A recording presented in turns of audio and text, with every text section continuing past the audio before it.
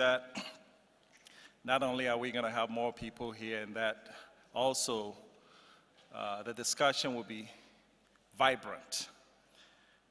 I had the opportunity to speak to one young man yesterday. The discussion was surrounding the issue of diasporans and how we've been alienated from fully participating in national development. And so in the beginning, he was like, usually people are not very understanding of that issue. And so I asked him, I said, where are you from? He said, Elmina. I said, great. But you live in Accra? Yep. You went to journalism school, and now you're reporting for a news organization. So everything is going well? I said, yep, all right. What if, when you moved to Accra, you needed to file some papers and maybe change some things about your statutes to be able to go to school? And what if after school you needed some good job, and the only way you can get those good jobs is if you needed to further adjust your status, whereby you change some things and stuff like that? He said, yeah, I can see myself doing that.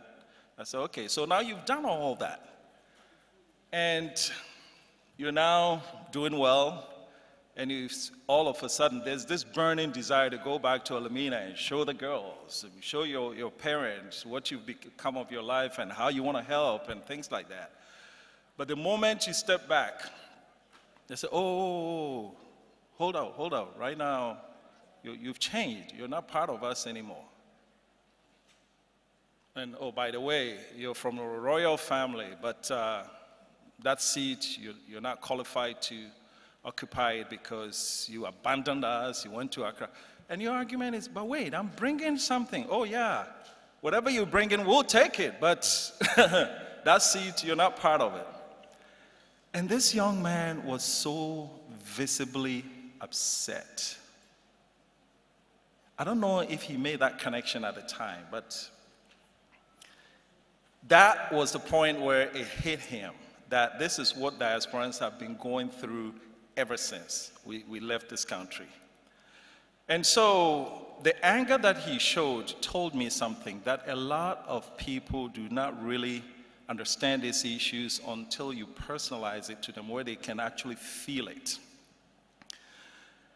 And so I want to gravitate that into how we also comport ourselves when we're engaging in this discussion. The past couple of days, we've had instances where some of us have been a little bit over the top in the choice of words they use to communicate their frustration. And I would advise that if we are purporting to show something different, we're purporting to bring something different to the table, I think that difference should reflect in us at every step of the way, in everything we do. Let's manage our anger a little bit better, because today's discussion is actually going to be much more contentious than the subject matter that we've covered in the past couple of days.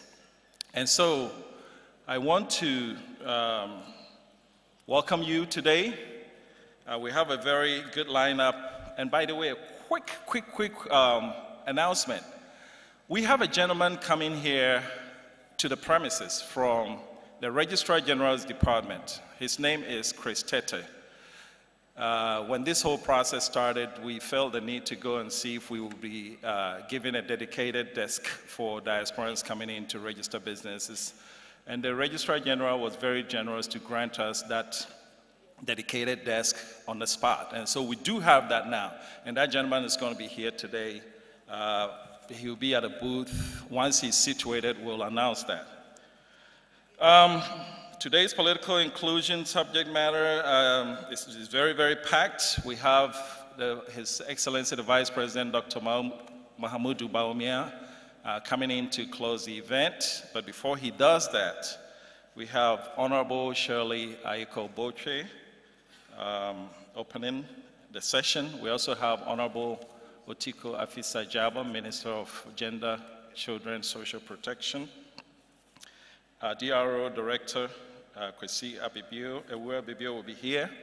We'll also have the majority leader and a minority leader coming in today. So a lot of action. So be ready and be constructive in your engagement, and we thank you for making it today. Thanks a lot. Thank you, Mr. Jermaine Nkrumah, Deputy Chairman of the Homecoming Summit Planning Committee. We can go straight to our conversations right now. Just a quick announcement though, the gala tickets are still on sale. If you want to buy the gala tickets for tomorrow, you can either check out the reception outside or room 116 upstairs. Okay, so we're going to start with our first panel. It's a two-person panel. We are having with us the Honorable Shirley Ayiko Boche MP, Minister for Foreign Affairs and Regional Integration.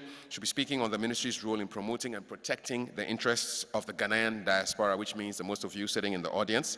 And we also are pleased to have the Honorable Otiko Afisa Jaba, Minister for Gender, Children and Social Protection. She'll be looking at economic and political empowerment of women through linkages with the diaspora community. Please let us welcome our guests this morning.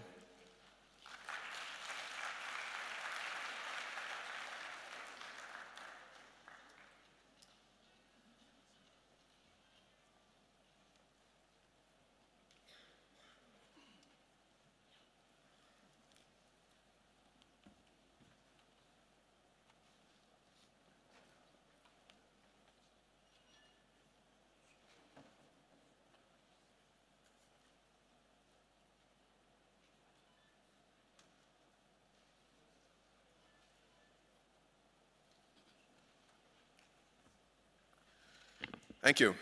Like I said, let's come as far forward as possible. Hope you enjoy the session. I can now bring on the Foreign Minister to deliver her address to you. And after she speaks, the Gender Minister will speak, and then we'll take a Q&A for two of them. Shirley Ayiko Boche, Minister for Foreign Affairs.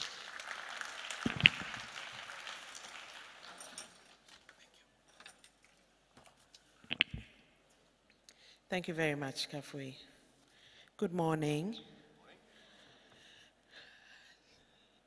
I'm greatly honored to join you here today at this very historic 2017 Homecoming Summit. And I'd like to congratulate the organizers for the excellent work they've done in bringing us all together. I'm aware of the numerous challenges that you have had to grapple with in organizing this summit. Nonetheless, we can draw inspiration from the determination and courage with which you have pulled off this event. It's my fervent hope that this Homecoming Summit will advance our shared goal of bridging the artificial divide that has continuously impeded our efforts as Africans to leverage our rich natural and human resource endowments for our development and well-being. 10 years ago, Ghana became host to the Embassy of the Diaspora African Forum, which is currently based at the iconic W.E.B. Du Bois Memorial Center. The head of mission, Ambassador Erica Bennett, now a full-fledged Ghanaian, has worked closely with the planning committee in putting together a program that ensures that the outcome of this summit is in tune with our shared hopes and aspirations. Over the years, Ambassador Bennett and her close associates have endeavored through thick and thin to keep the flame of reunion burning in the hearts of Africans both on the continent and outside. I trust that many more leaders like her will emerge from among our sisters and brothers in the diaspora to contribute substantially towards not only advancing the economic development of this country, but more importantly, in eliminating the physical and psychological barriers that have kept us divided as kith and kin for so long. The cost of these artificial divisions among us to our shared prosperity is inestimable. Nonetheless, I remain optimistic that the more bridges we build between us, the more united, strong, and prosperous we shall become. It is our duty to work closely together for a new, brighter page of hope and human dignity, in contrast to Africa's historic plight of poverty, misery, and insecurity.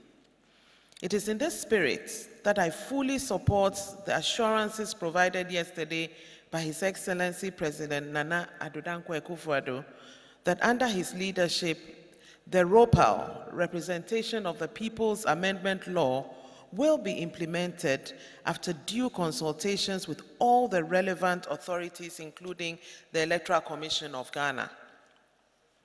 The participation of Ghanaians living abroad in national elections would certainly enhance their interest and participation in the country's governance, thereby creating a more congenial environment for the flow of investments into the country.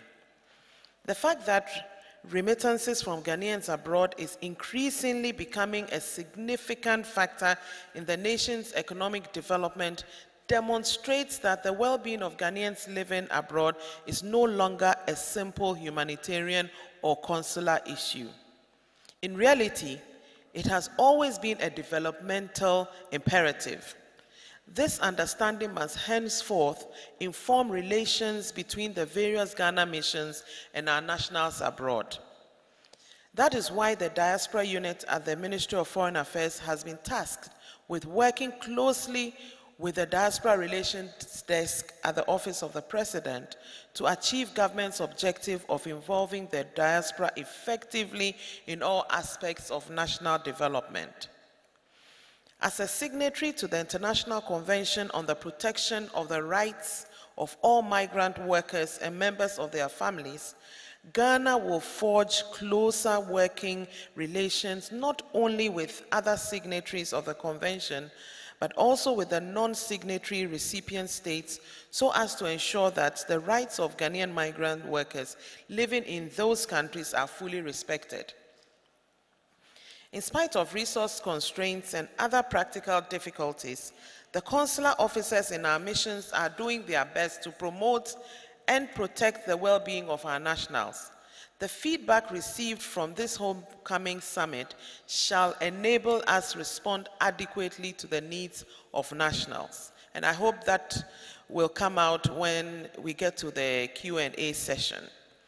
The Foreign Ministry is particularly determined to ensure that service delivery by our missions to Ghanaians living abroad is enhanced through the extension of quicker and more efficient services. Significant progress is being steadily made by most missions, as indicated by, among others, the reduction in time for the processing and issuance of visas and passports, the introduction of facilities in selected missions for issuing biometric passports. There have always been several instances where the ministry, through our missions, has come to the rescue of distressed Ghanaians, including the sick and dying, who find themselves stranded in foreign lands, often under precarious circumstances. Then also, when Ghanaian migrants find themselves on the wrong side of the laws of their host countries, we endeavor through our consular officers to ensure that their rights are protected. You may recall the recent cases of deportation of Ghanaian citizens from the UK and United States. We continue to engage with their missions on how best the rights and dignity of the unfortunate deportees would be protected. On the rare occasions when Ghanaians have died, and it has been impossible to trace their relations back home, the mission has been instructed by the ministry to make the necessary burial arrangements and ensure that they are treated with the dignity that we normally accord the dead by our customs and traditions. It is by no means an accident or mere coincidence that whenever our leaders undertake official visits abroad, our missions have invariably arranged an interaction between them and Ghanaian nationals. The aim is to make them aware that government has their interest at heart. The outcome of these interactions culminated in the enactment in 2000 of the new Citizen Act that paved the way for Ghanaians with foreign nationality to acquire dual citizenship. I am aware that the process of applying and obtaining dual citizenship has been fraught with difficulties and delays, leading to frustrations amongst interested nationals. The good news is that based on advice received from the Ministry of Interior, we have asked our missions to inform all Ghanaians living abroad about the requirements and guidelines. We hope that this will eliminate the bottlenecks that have plagued the acquisition of dual citizenship in accordance with the law. I shall continue to urge our missions to reach out to our nationals and engage them effectively and meaningfully in order to facilitate their participation in national affairs. It is the duty of our ambassadors, high commissioners, consul generals, and honorary consuls to make our missions customer-friendly as far as practicable so that they will not be inhibited from dealing with them. Likewise, I'd like to urge the leaders of the various Ghanaian associations abroad to strengthen ties with our missions so that together we can work in the interest of all. In other words, I am calling for better communication and more engagement between the missions and Ghanaian communities. This will help the ministry to become more effective in supervising the role our missions play in promoting and protecting our nationals. Educating our nationals continuously on their rights and responsibilities in their host countries is of utmost importance. Even more crucial is the need to sensitize them about the economic opportunities back home to enable them improve their incomes. The institutional mechanism for achieving those objectives are already in place and would be further strengthened.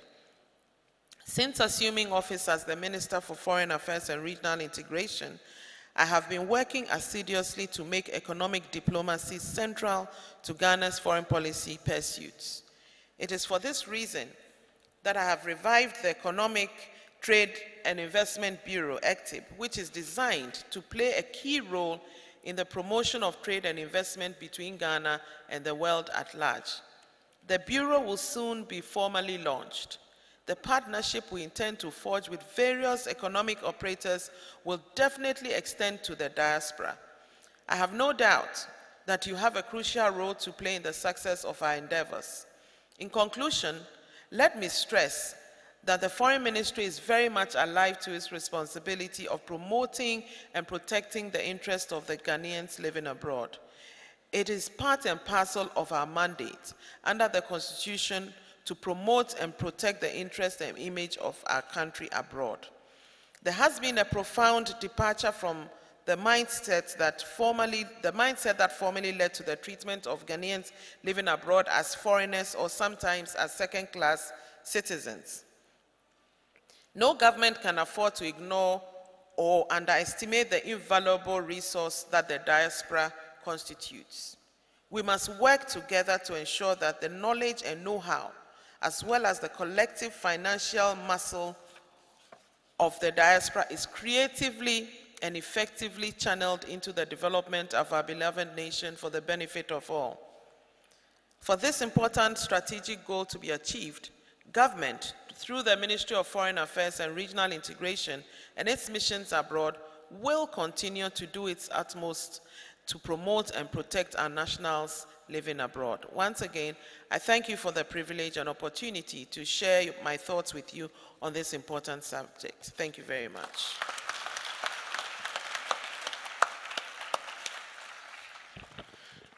Thank you, Madam Foreign Minister Shirley Ayoko Bochwe. Quick announcement before the next speaker comes on. I have a diaspora delegate name tag, Charles Blankson, Ghana.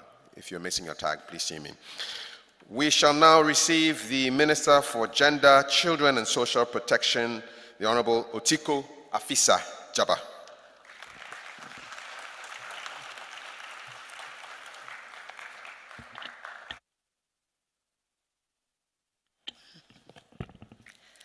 Akwaba. For those of you who don't understand Akwaba, it means welcome. And a good morning to all of you. Chairperson, Madam Minister, brothers and sisters from the diaspora, the media, distinguished ladies and gentlemen. It's wonderful to see all our brothers who have come from far and wide coming home. It reminds me that I myself, to borrow the president's words, am a returnee. And I came back in 1996. And I want to tell you this: home is sweet. Ghana is the best place in the whole wide world. And I'm very, very pleased to be a part of this very august program, bringing returnees back home. The Ministry of Gender, Children and Social Protection recognizes your role and contribution to the development agenda of our dear country. And I would like us all to give ourselves a big clap.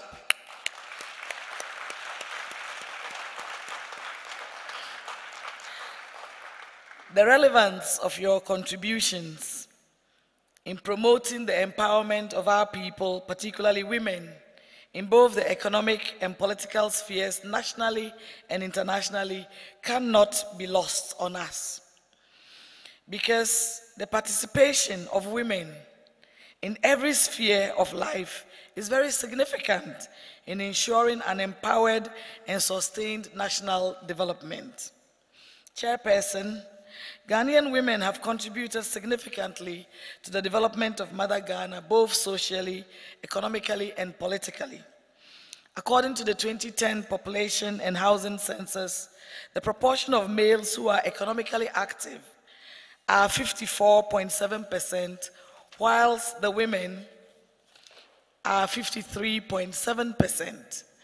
Data on employment status also indicates that majority of economically active population are self-employed, with females constituting 69.4%, whilst the males form 60%. Again, the 2014 Demographic and Health Survey 2015 indicates that 33.8% of all households in the country are headed by women, with higher proportions in urban, and that is 37.1%, than in rural areas, which is 29.8%. Women in the diaspora also contribute by sending funds through Western Union and many other forms. They also contribute medications, clothes, mobile phones, building social amenities like schools, hospitals, and what have you, across the country. And all these contributions add up to boost family income, particularly in rural Ghana.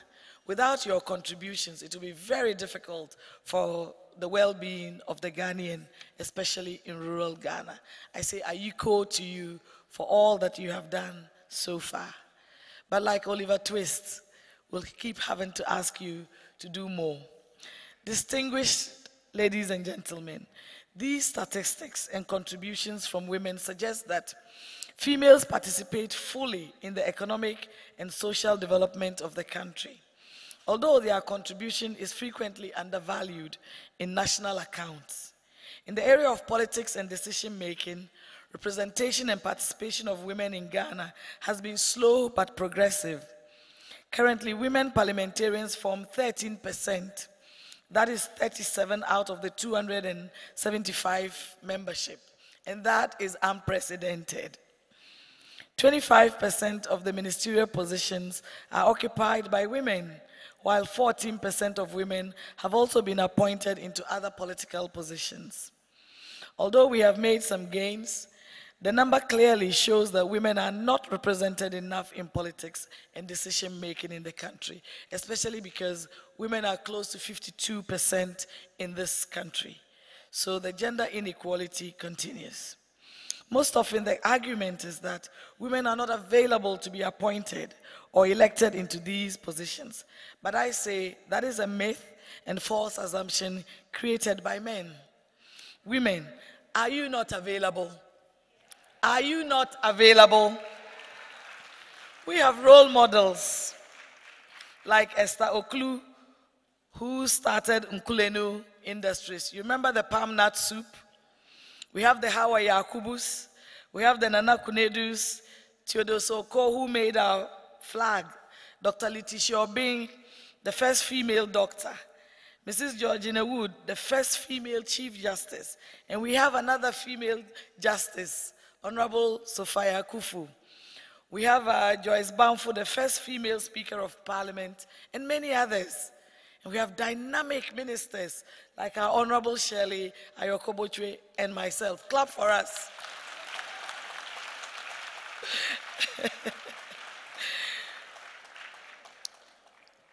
And the one leading us is our beautiful mother, intelligent First Lady, Mrs. Rebecca Akufo-Addo. And our very dynamic Second Lady, Samira Bawumia, leading the way.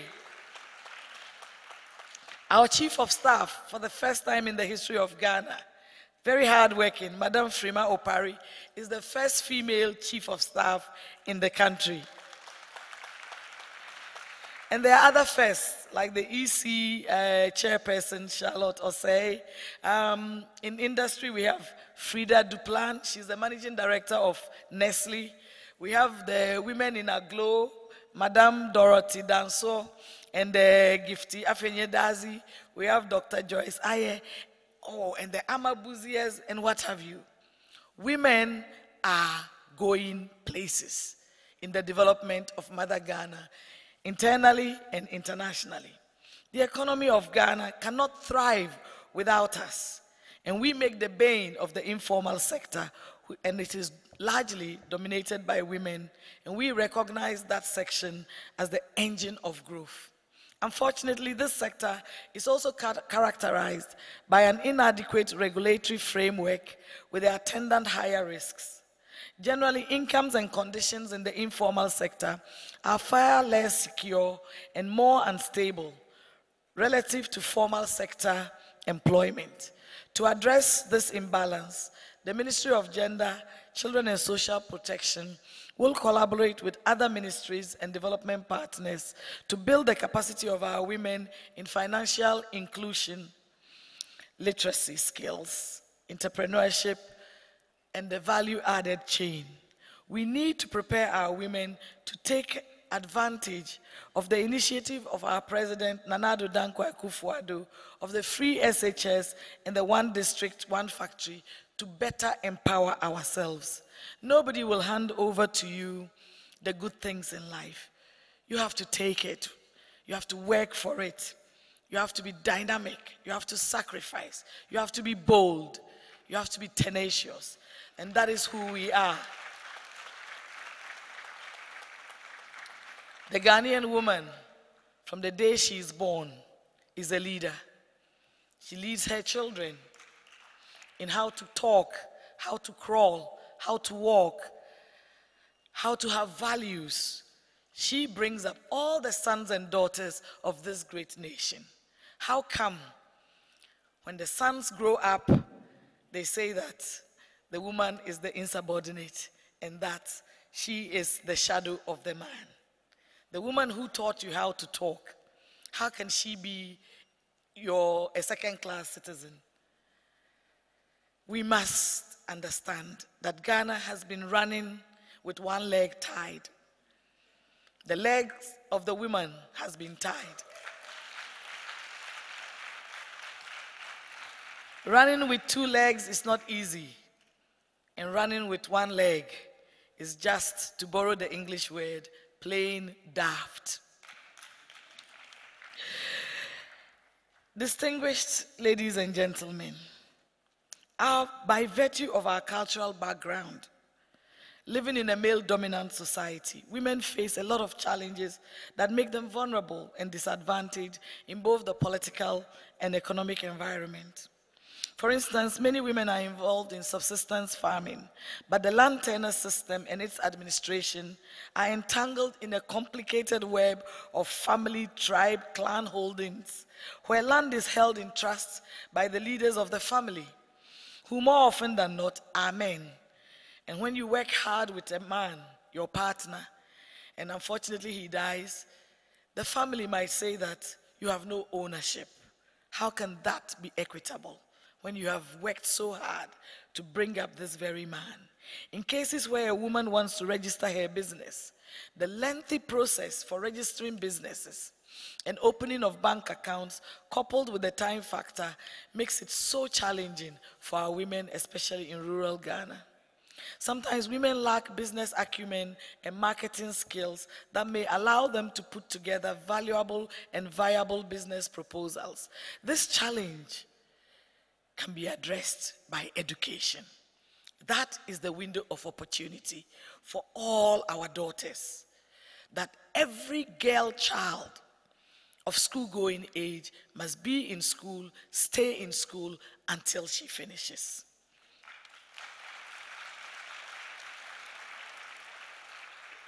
There is no educated woman whose son will not be in school. We are not discriminating against the men, but this is positive discrimination for all our sakes. And the government of Ghana recognizes that women's economic and political empowerment are core developmental objectives, which can enhance productivity and improve development outcomes for the next generation. This is why the government is working with the ministry to ensure that Ghanaian women are fully involved in the economic and political spheres of the economy. One initiative that has worked out to lift women out of poverty is the Livelihood Empowerment Against Poverty, popularly known as LEAP, to leap people out of poverty. And the beneficiaries are also women. Apart from the cash grant paid to needy women under this program, some beneficiaries are now being given vocational skills training to empower them economically. And the evidence of this, it's outside in our stand at the back of all the stands in the exhibition hall. You'll find Kayaye, reformed sex workers, physically challenged, healed lepers, widows, and many other vulnerable people who we have trained and supported with a startup to be able to start some productive work to provide a better income for themselves and their families. This will bring a lot of relief to both the woman and her family, and we anticipate that their businesses will grow faster for them to also be able to empower other women in their communities. And that is where you come in, the linkage between you and these women. How we can bring you together to export some of their products, to take them out and demonstrate to the world that Ghana is good and we have what it takes in terms of the value-added chain. The shea butter, taking advantage of the one district, one factory, can be processed for us to also develop our own creams like Body Shop. We can develop lipstick. We have a woman from the Upper West who is using the baobab seed to make oil for the body and make juice. We have women who are using dawadawa to turn into what you call the Maggi cube, into the dawadawa cube. We have the smokes and we have the baskets. We have raw talent and the world is our oyster. We can go as far as we want to go.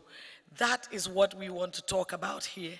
How you and us in Ghana can turn this thing around and make ourselves the game changers, the change agents of Ghana at 60. The Ministry of Gender has also trained 400 girls who are kayaye in handicrafts.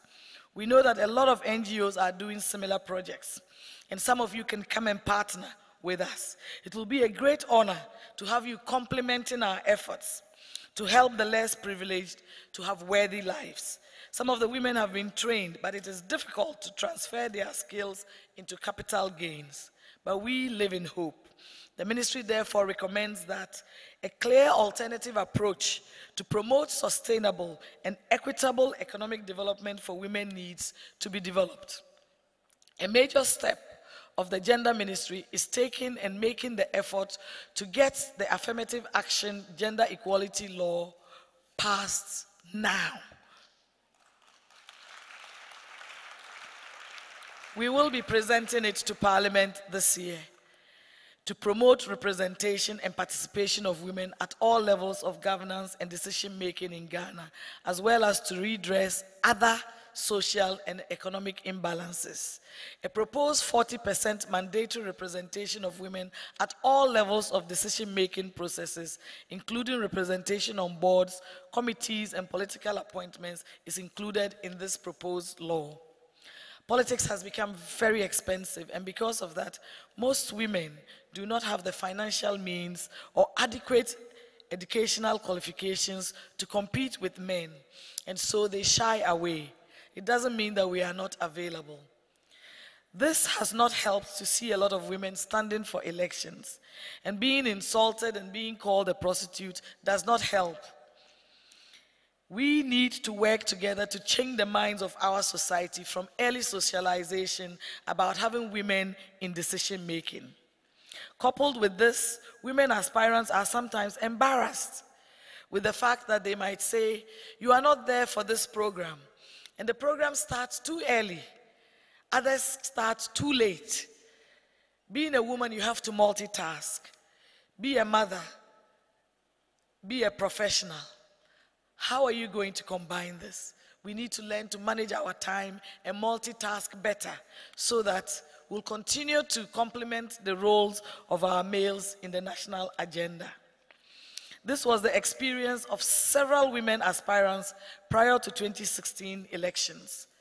But the very able and capable women fought in that election, and we have 36 women for the first time in our parliament.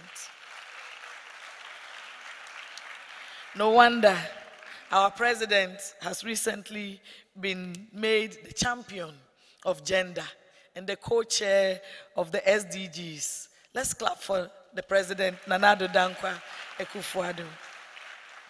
We will continue to work hard because gender equality is work in progress. Traditional prejudices, beliefs, and perceptions are also a bane that fuel male dominance. But there's no need for male dominance. What we need is equity, gender balance. Behind every successful man, they say, is a woman. We need to get all you men behind successful women.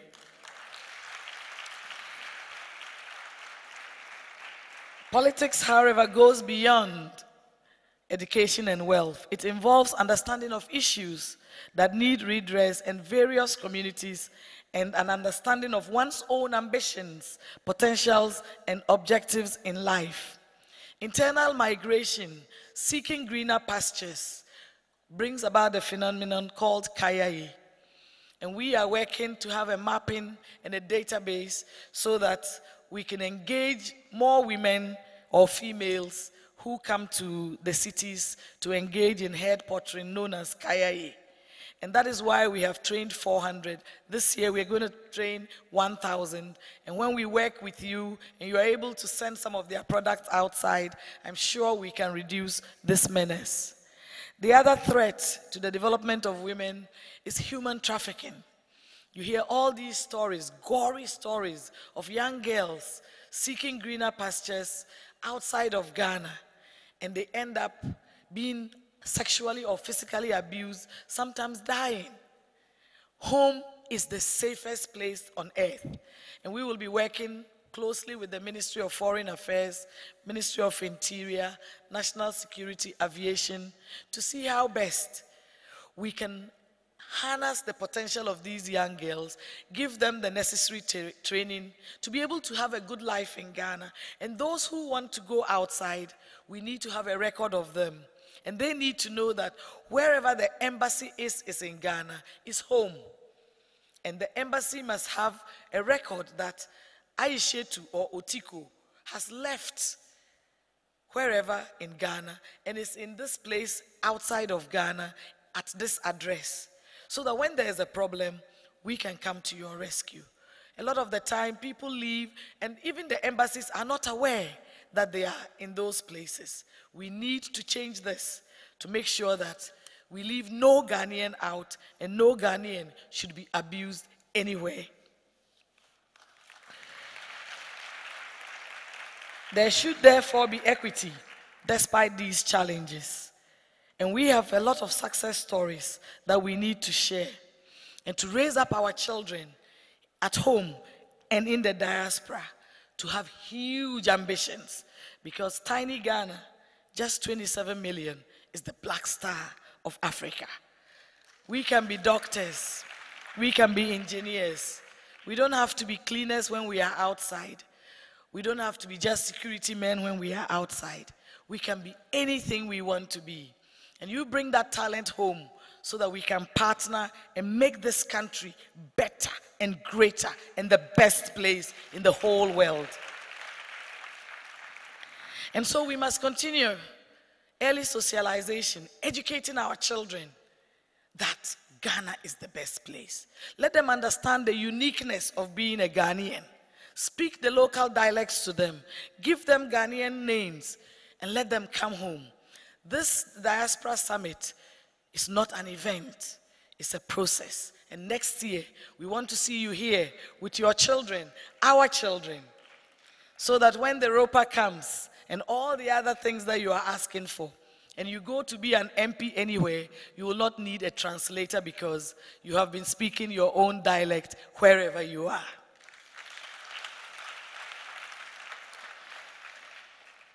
The sacrifices outside and inside, living in the snow, hours that you have to work. Sometimes you have to have 3 jobs. They are all things or jobs that will help us to change our way of life. And we must continue this struggle. We must bring up our children to understand that all is not lost, that living outside is also part of an education. Travel is education in itself.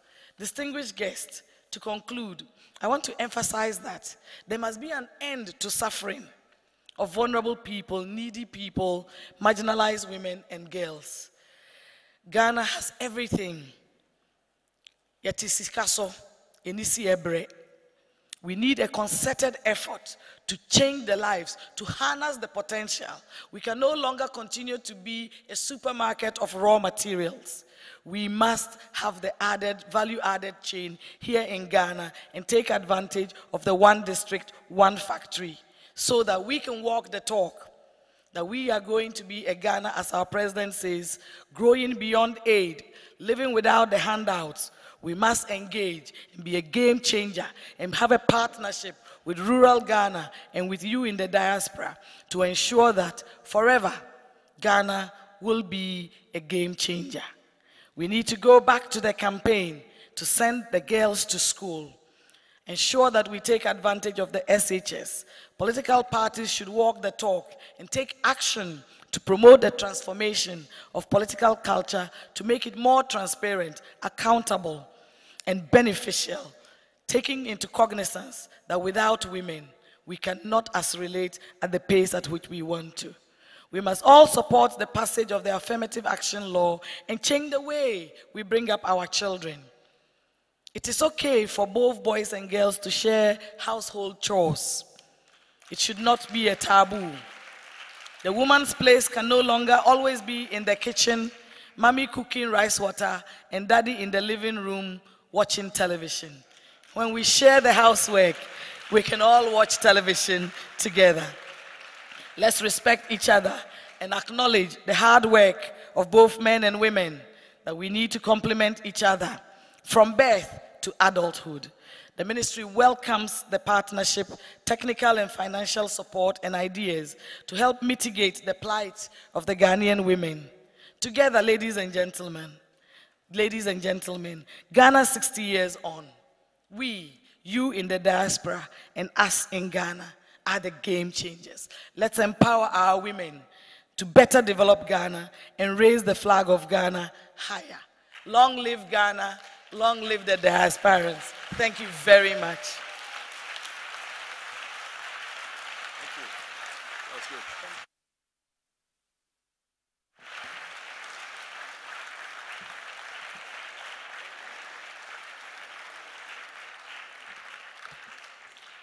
Thank you very much, the Honorable Minister for Gender, Children and Social Protection. We have a Q&A now. There are 2 microphones, one to my left, one to my right. So please fire away with your questions. I'll take one from here. Yes, ladies ready.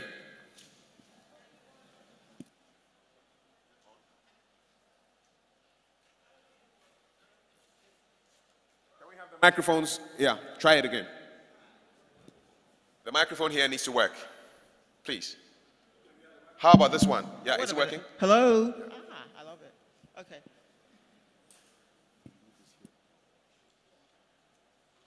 Should I go? Okay. Hi, good morning. My name is Nelly Kamavor. I've lived in America for 37 years, but I do come every year, okay? I work in corporate America, and I love working with the guys. Let me tell you the truth. Okay, I don't have a problem working with men.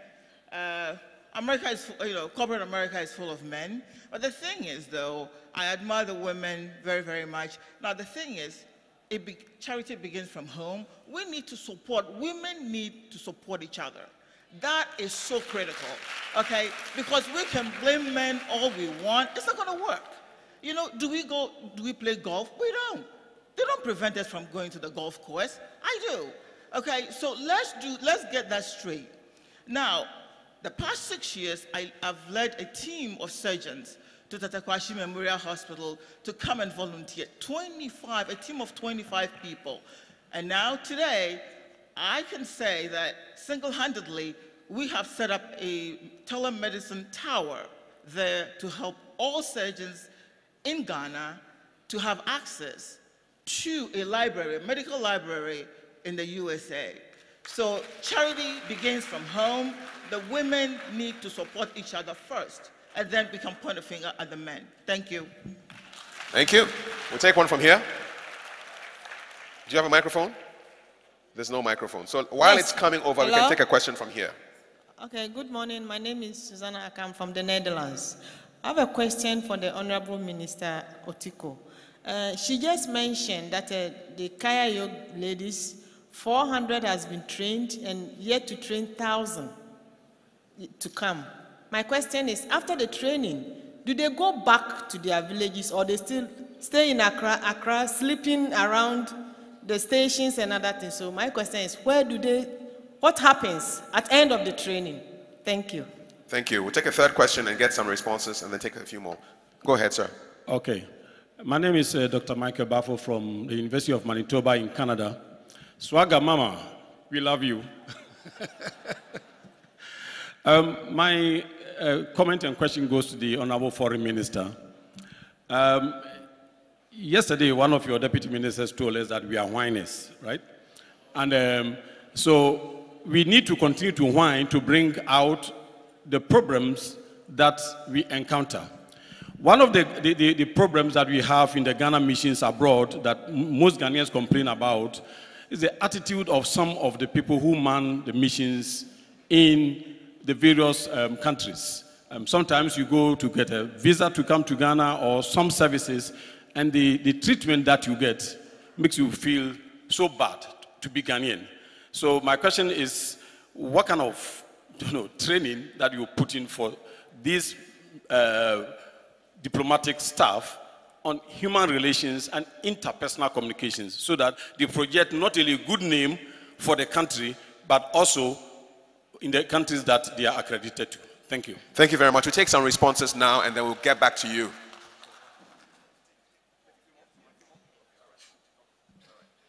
Okay, so we'll take 3 more. I'll start from here, just like we did. Boom, boom, boom. All right. So I'm Dr. Faustina Questa. I am in the United States, Maryland, and I'm a leader in education, especially the field of special education, having gotten the tools here from the University of Cape Coast. I'm sitting there and I'm looking at the women in power and I'm telling myself, you are dynamite. And there are a lot of us outside who equally have these skills and we want to come back home and work with you. My question, though, goes to the foreign minister.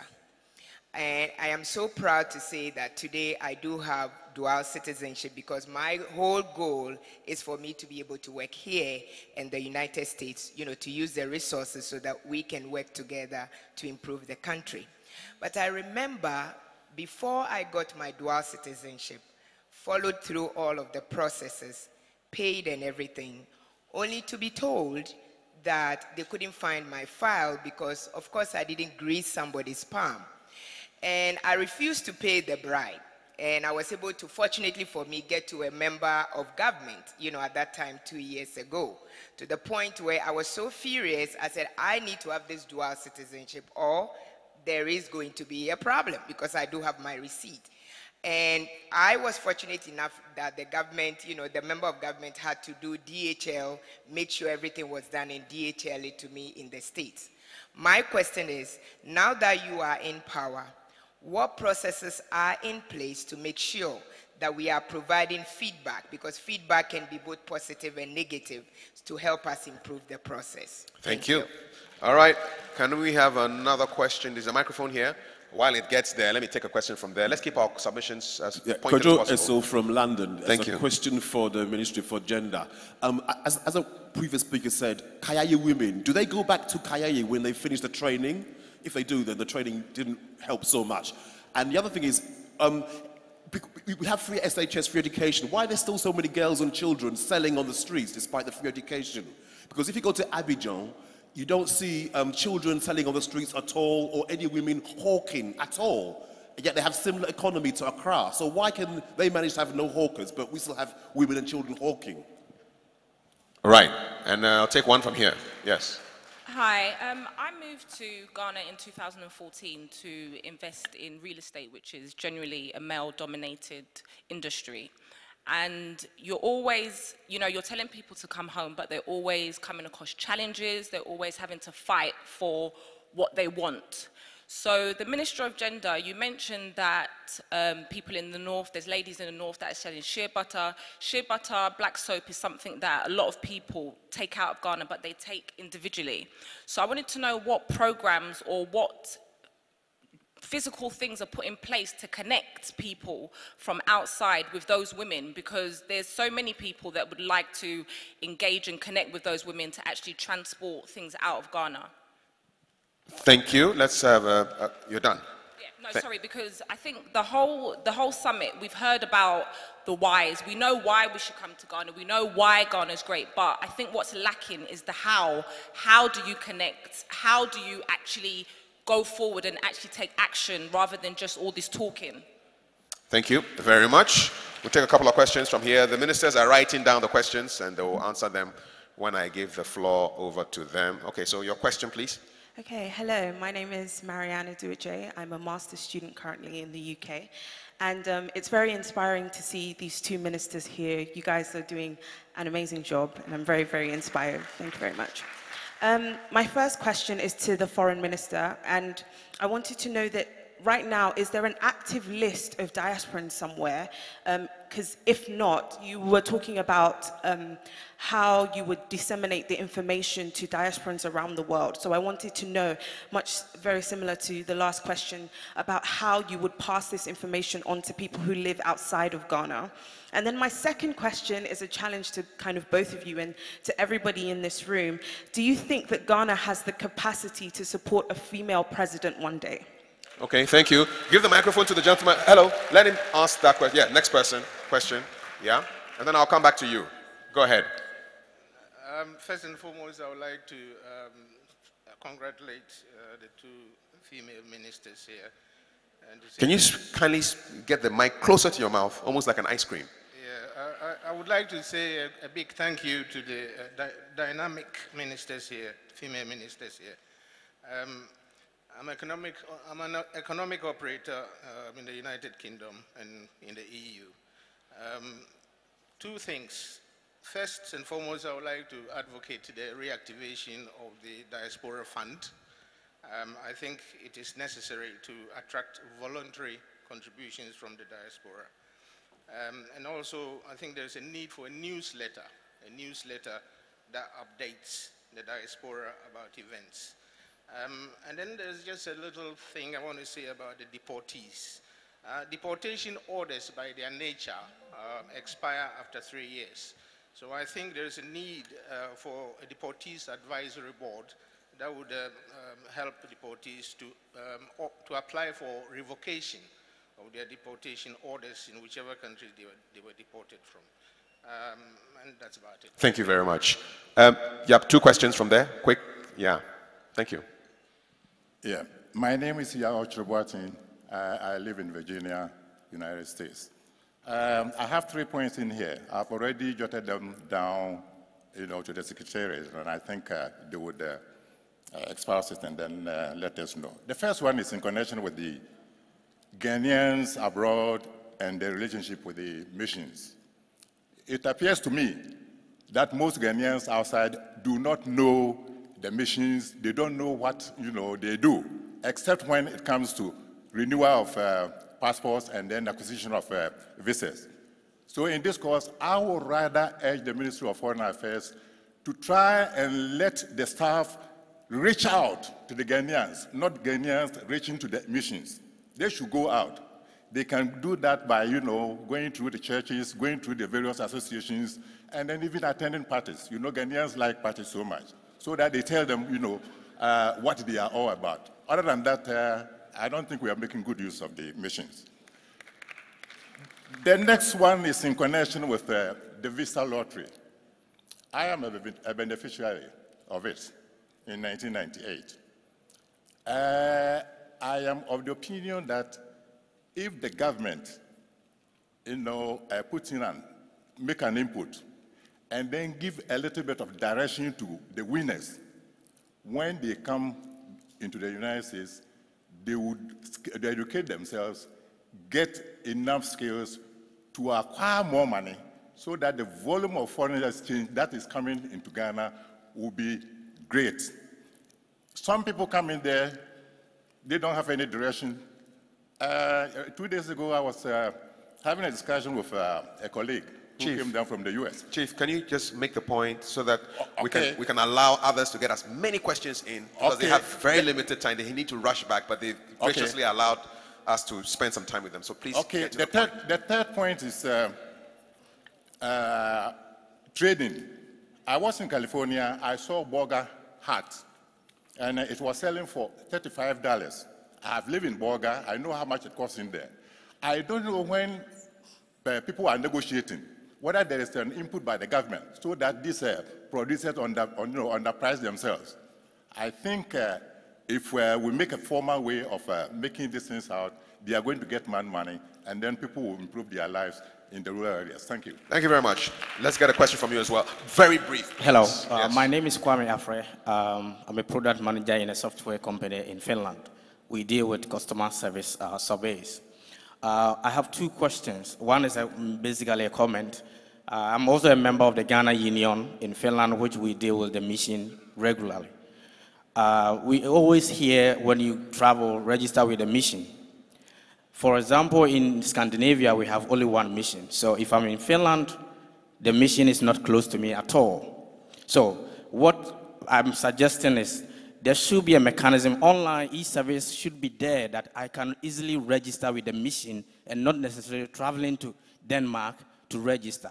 And I think that will just make it easy for everybody within the Scandinavia to register with the mission, rather than saying, okay, register with them, but there's no mechanism from the government for people to register with them. The other question I have, because I'm an executive of the Ghana Union, we always receive this. I learned that in some countries, before you take their passport, you have to denounce your citizenship with Ghana. In Finland, it's not the same. When they want to give you the citizenship, you don't denounce Ghana. So why do these people still have to apply for visa to come to Ghana once they have not denounced their citizenship with Ghana? Thank you. Thank you very much. I want to take 2 questions for the foreign minister who has to leave early. So 2 more questions. If you have a foreign minister or foreign affairs related question in the queue here, let the microphone come here. Let's give them. You have a foreign affairs question? Yep. Okay, go ahead. I'm Eriko Edward from Kanawa Radio, Rotterdam, Holland, and my question goes to Honorable Minister, Honorable Foreign Minister. We have a problem in Holland, and it's just like what my brother said. When you are renouncing your nationality, we have to pay 400 euros to the Ghana government, 400 euros.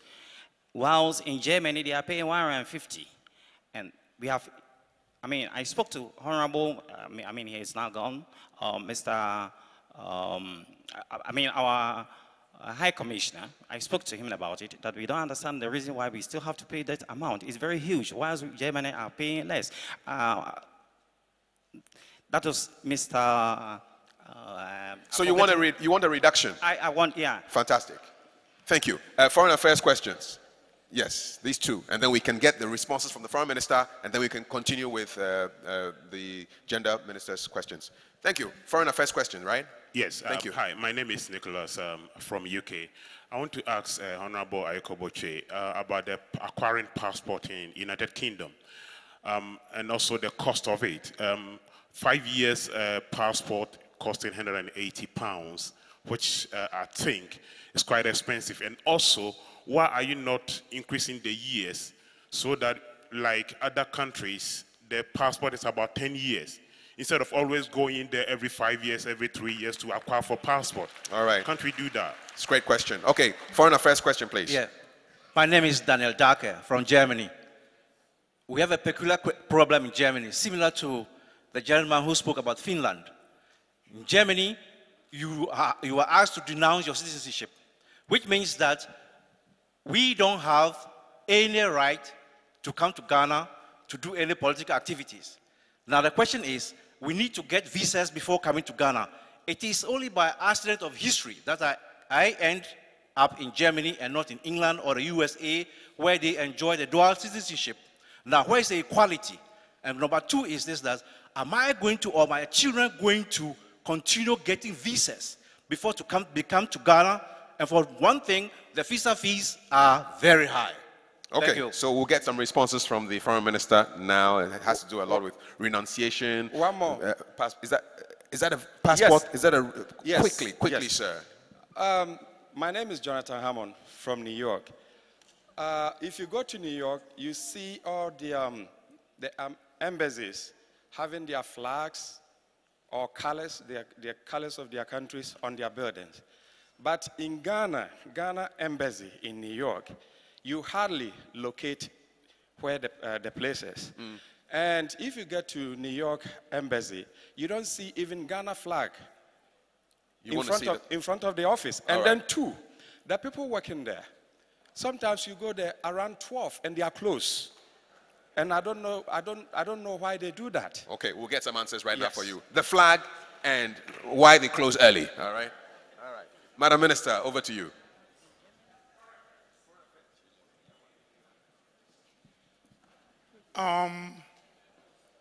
He's in front of my name is Kwabena Otuo Echampong.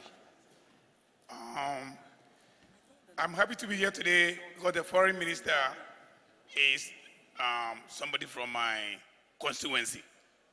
I live at Sotum, and you're Sotum. We want to see you there more. You know you are busy. I want you to let people know, as they are talking about visas and all that. I'm a citizen of the United States. I lived there for 29 years. When I'm going to the United States, I have a Ghana passport. So I show Ghana passport. It's not illegal. I have a passport, Ghana passport, show here, stamped. When I get to the US anywhere, I show my American passport, and it's stamped, and I'm coming back, it's the same way. When we started going to the United States, we thought that was illegal. But now, I don't think it's illegal anymore, so people should know. I am a customer service specialist. I want somebody to, when you get here, accessibility. I have a problem, I don't know where to go. And when you go to Foreign Affairs, whom do you want to talk to? Who do you see? I want the ministers, like both of you as women, to make your offices accessible. I have 5 children. They are all United States. I'm here today with one of my daughters, the last born. She's a girl. She wants to do her IT attachment here in Ghana. The first place I went, she has seen the gender minister on TV, read about her. That's the first place I went to get a job for her for internship. I didn't get to see her. She was not accessible. She was so busy, you know. So I have to go through processes.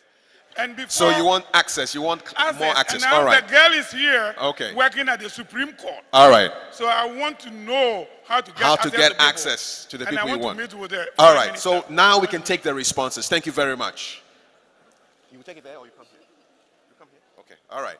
So the Foreign Minister will answer all your questions of access, renunciation, passport fees, et al. Thank you very much. I knew that a great number of the questions were going to be for me. But I'm happy to be able to engage you on these issues. Everywhere I have been since I was appointed some 5 months ago, Ghanaians living abroad basically have not been satisfied with the services that they are giving in our missions abroad. And this is a source of worry for me as a minister. It is important that during my term or my time at the ministry, I work towards ensuring that the confidence that our brothers and sisters in the diaspora have in our missions is strong. In some cases, and I'm talking about some ministries within our some foreign ministries within our sub-region, even the name of the ministry reflects the engagement with their citizens abroad. So you would have some ministries, the Burkina Faso and so on and so forth. The ministries, the name of the ministry is Ministry of Foreign Affairs and Burkinabes living abroad.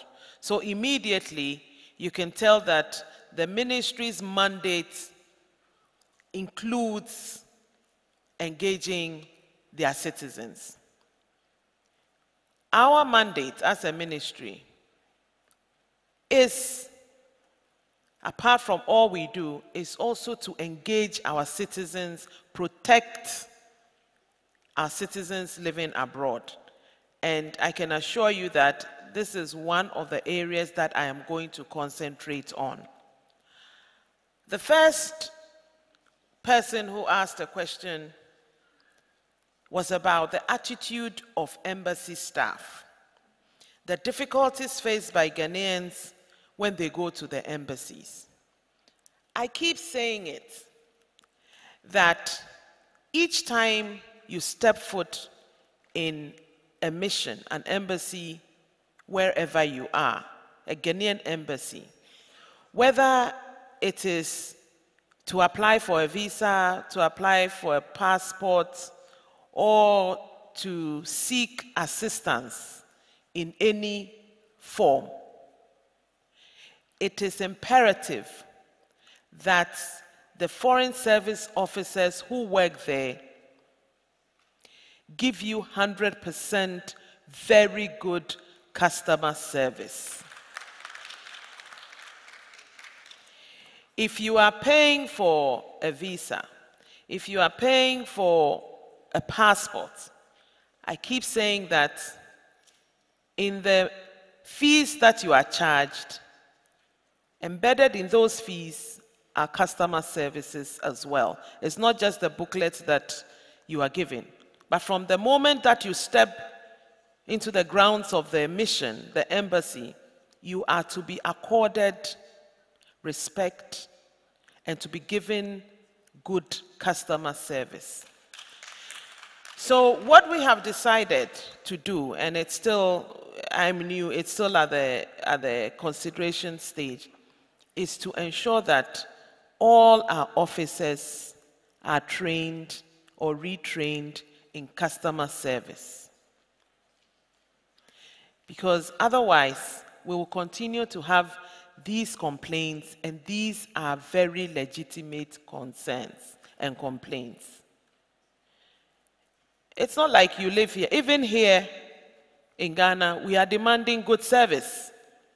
How much more those of you who have lived outside and you know the value of customer service? We cannot accept it, and we will not accept that kind of treatment of our compatriots outside.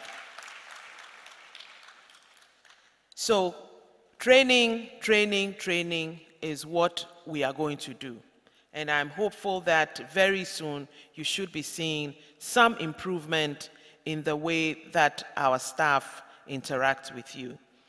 In an embassy, you don't just have the foreign service staff, but you have staff from other ministries and agencies.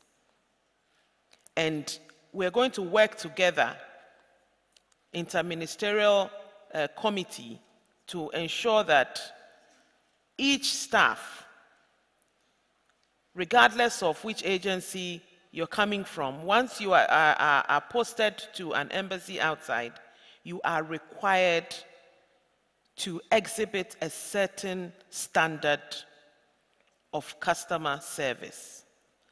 The next one is to do with the lady who applied for dual citizenship. Her file got lost. There were several delays.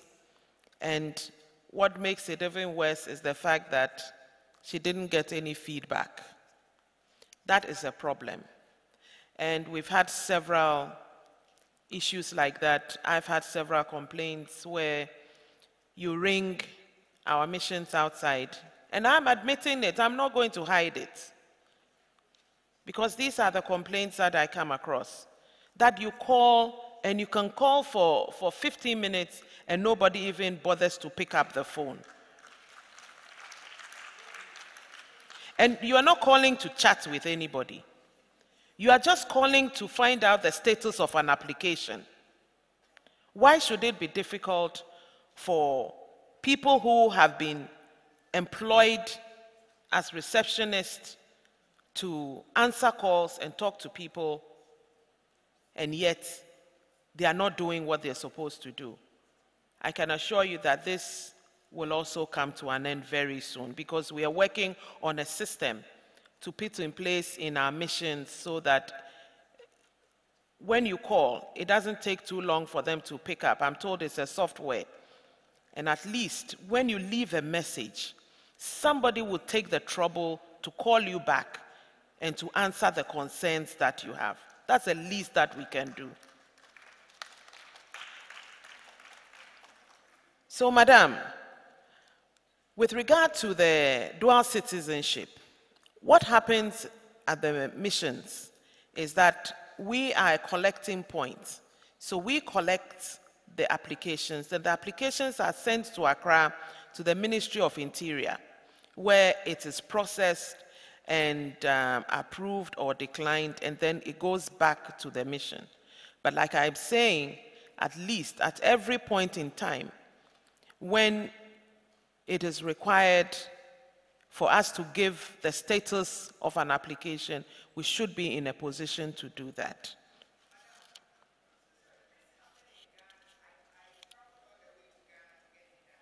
Oh, okay, so it didn't happen here. It's at the Ministry of Interior. We are not in charge at all of we will do that. Thank you, we will. Is there an active list of diasporans, and if not, how do we get it? I think this is very important, the step we have taken. The Diaspora Bureau used to be a full department at the Ministry of Foreign Affairs.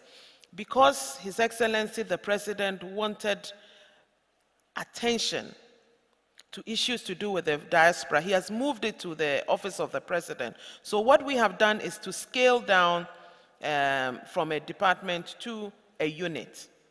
We were in the process, and we are almost at the tail end of preparing a policy. Once that policy is finished, we'll hand it over to Mr. Abebio, who is at the Office of the President in charge of diaspora issues. And then we'll be working together with him. The policy is looking at ensuring that we have a formal list, an official list. At the moment, what we have is ad hoc lists from our missions of who is who in every mission. But this is why attention is being given to this particular area of importance.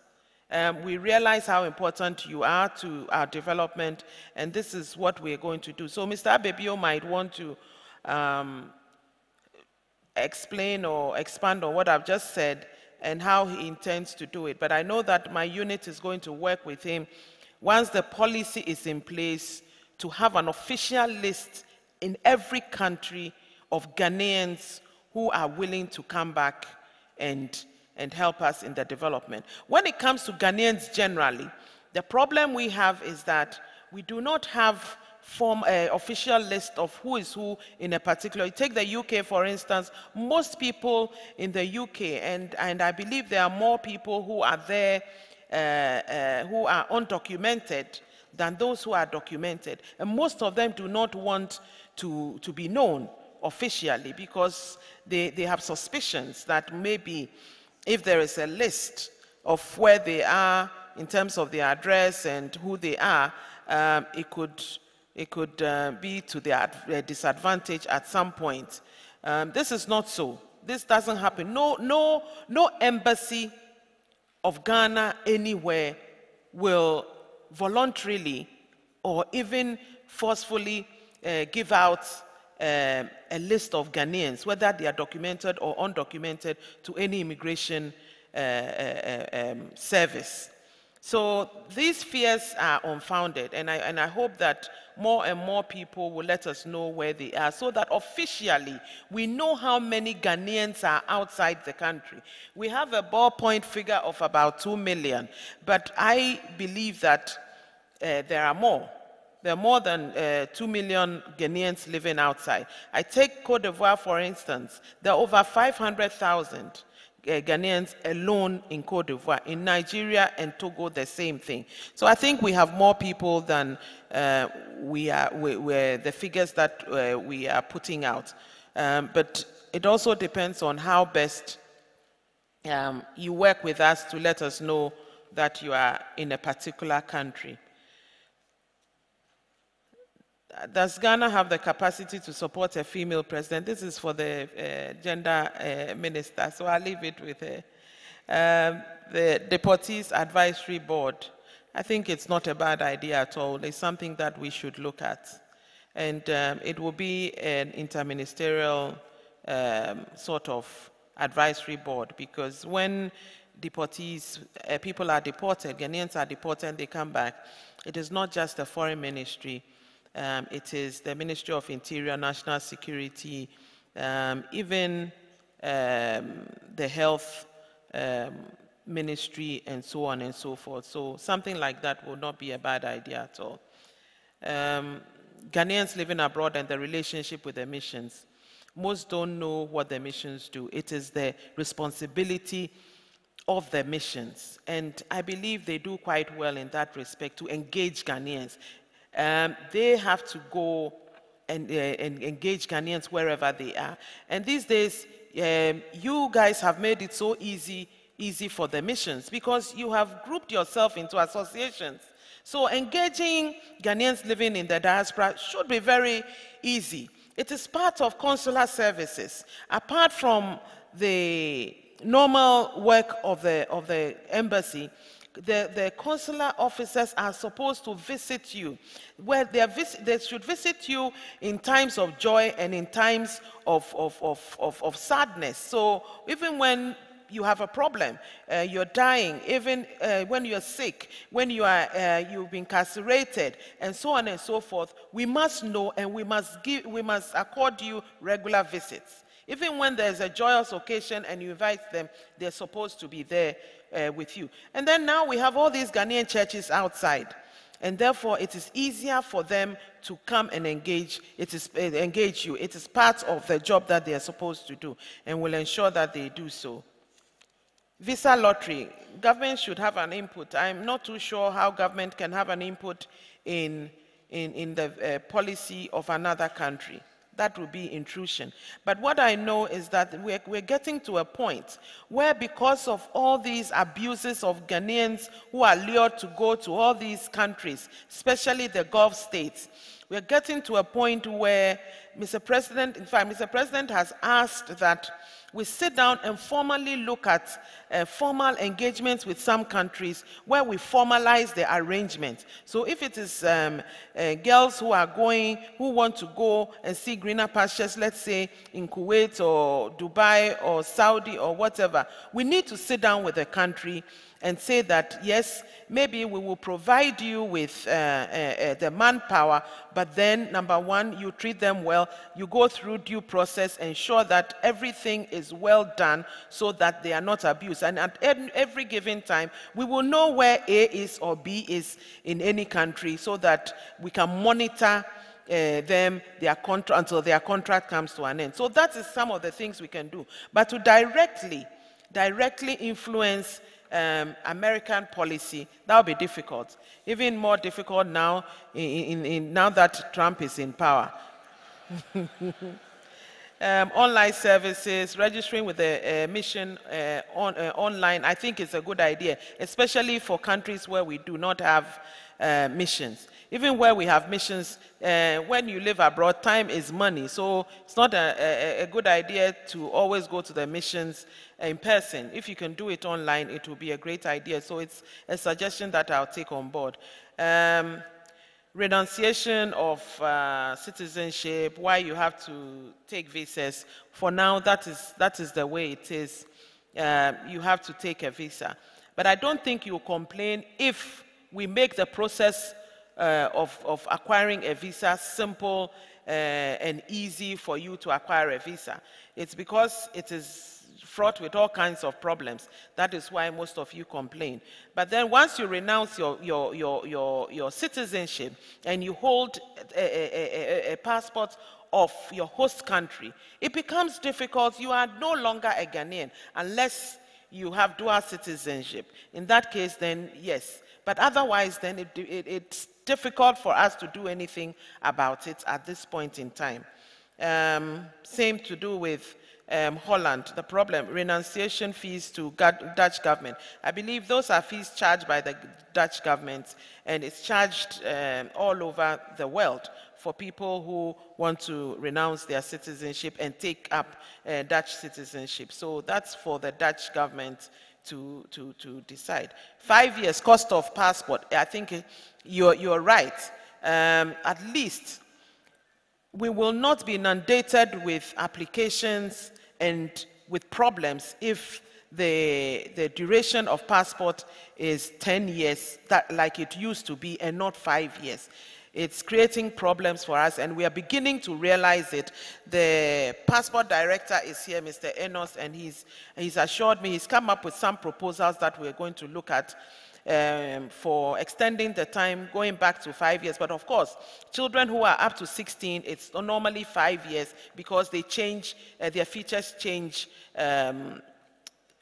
quite, what's the word? Their features change as they're growing. But then once you're after 16, you should be able to hold a passport for 10 years. So we are looking at that.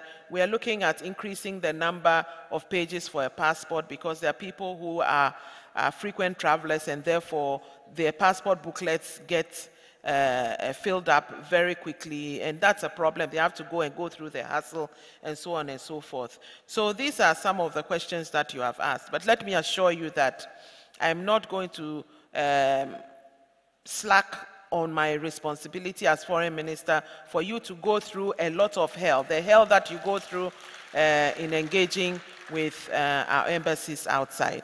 And I'm hopeful, and I know that very soon there will be changes for the better that you so require. Thank you very much.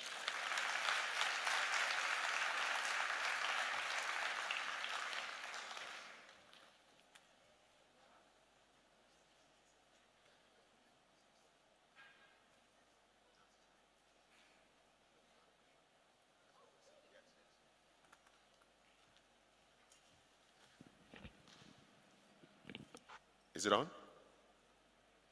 Yeah, it's on. I'm told it's the Ghana government that takes 400 euro because you don't want the Ghana passport any longer. Oh, okay. That's strange. I'll look into it. I'm not aware of that. Pardon? Please speak up.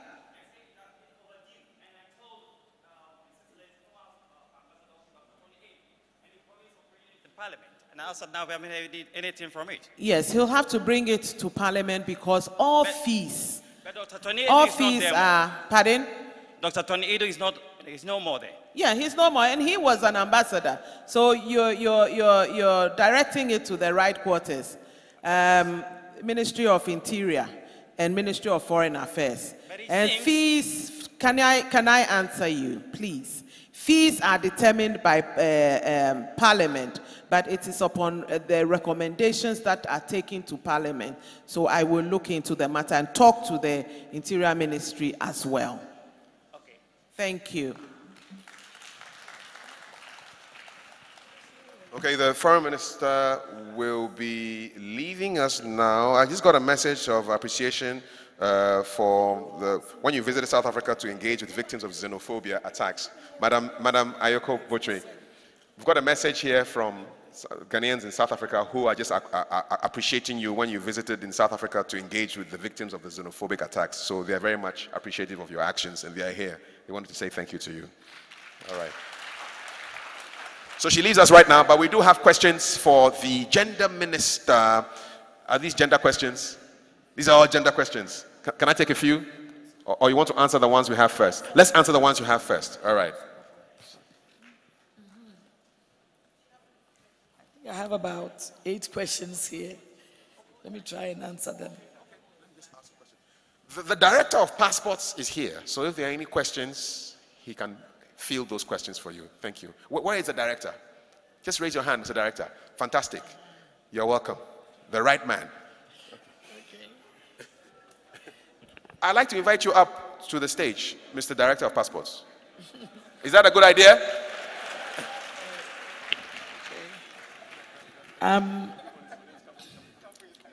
Somebody asked a question about why women don't support other women and how we can do that. It's about changing attitudes. When the crab is in the bucket, you see that as one tries to go up, then one is pulling the other one down. The PhD, pull him or her down. The men will get the women to work against the woman in leadership, and the women themselves too sometimes would do that. So there's this adage that women are our own worst enemies. But must it be a reality? We have to change our ways. If there's a woman in leadership, she represents the rest of us who are not there. So we need to change attitudes that women need a safety net so that we can move up. Also, because there aren't enough women in leadership positions, it's like those who are already there don't have that cushion. And because we are new at it, of course we'll get it wrong. But who says that the men have been getting it right? There's no education for that. So practice makes perfect. As we move on with time, I believe that women will get better at it, especially with the men supporting the women. And we are going to launch a He for She campaign in November so that we have the men on board and working together as one family unit. There was a question about access to public places. In the MPP manifesto, we said that by the grace of God, if we got to power, we will ensure that all public institutions will be realigned to be accessible. That means that old places, how are we going to provide access? And then the new ones, it's easier. Every new public building should have access to for persons with disability. And that as well will be done in partnership with private partners. So those of you who know how to build, how to design, and all of those things, you can come and we'll discuss how we can partner with each other to provide more access to, for persons with disability. The Kaya phenomenon. You want to know after training. Yes, we last year trained 400 girls. And we have their names, and we've spoken to some of the fast food joints, those who did catering. And they are prepared to engage some of them. Others too, we're looking at getting them internship and openings at the hotels and guest houses. And those who studied secretariatship or computer studies, with the various public ministries, we want to work with them so that they can engage them. We've actually written to some of these institutions to begin to engage them, because there's no point in learning a trade when you cannot get a job. But you have to bear with us. There's so many people who are not employed, and so we cannot absorb everybody that we train. The others, we give them a startup. And if you come out of this room to your right, at the back of the exhibitors, you'll see a stand, Ministry of Gender. And you'll see some very nice hats, fascinators, slippers made of beads that have been made by the Kaya. And we give them the startup to be able to help them. And they can start their own little enterprises, what we call cottage industry. And then it can be developed into one district, one factory.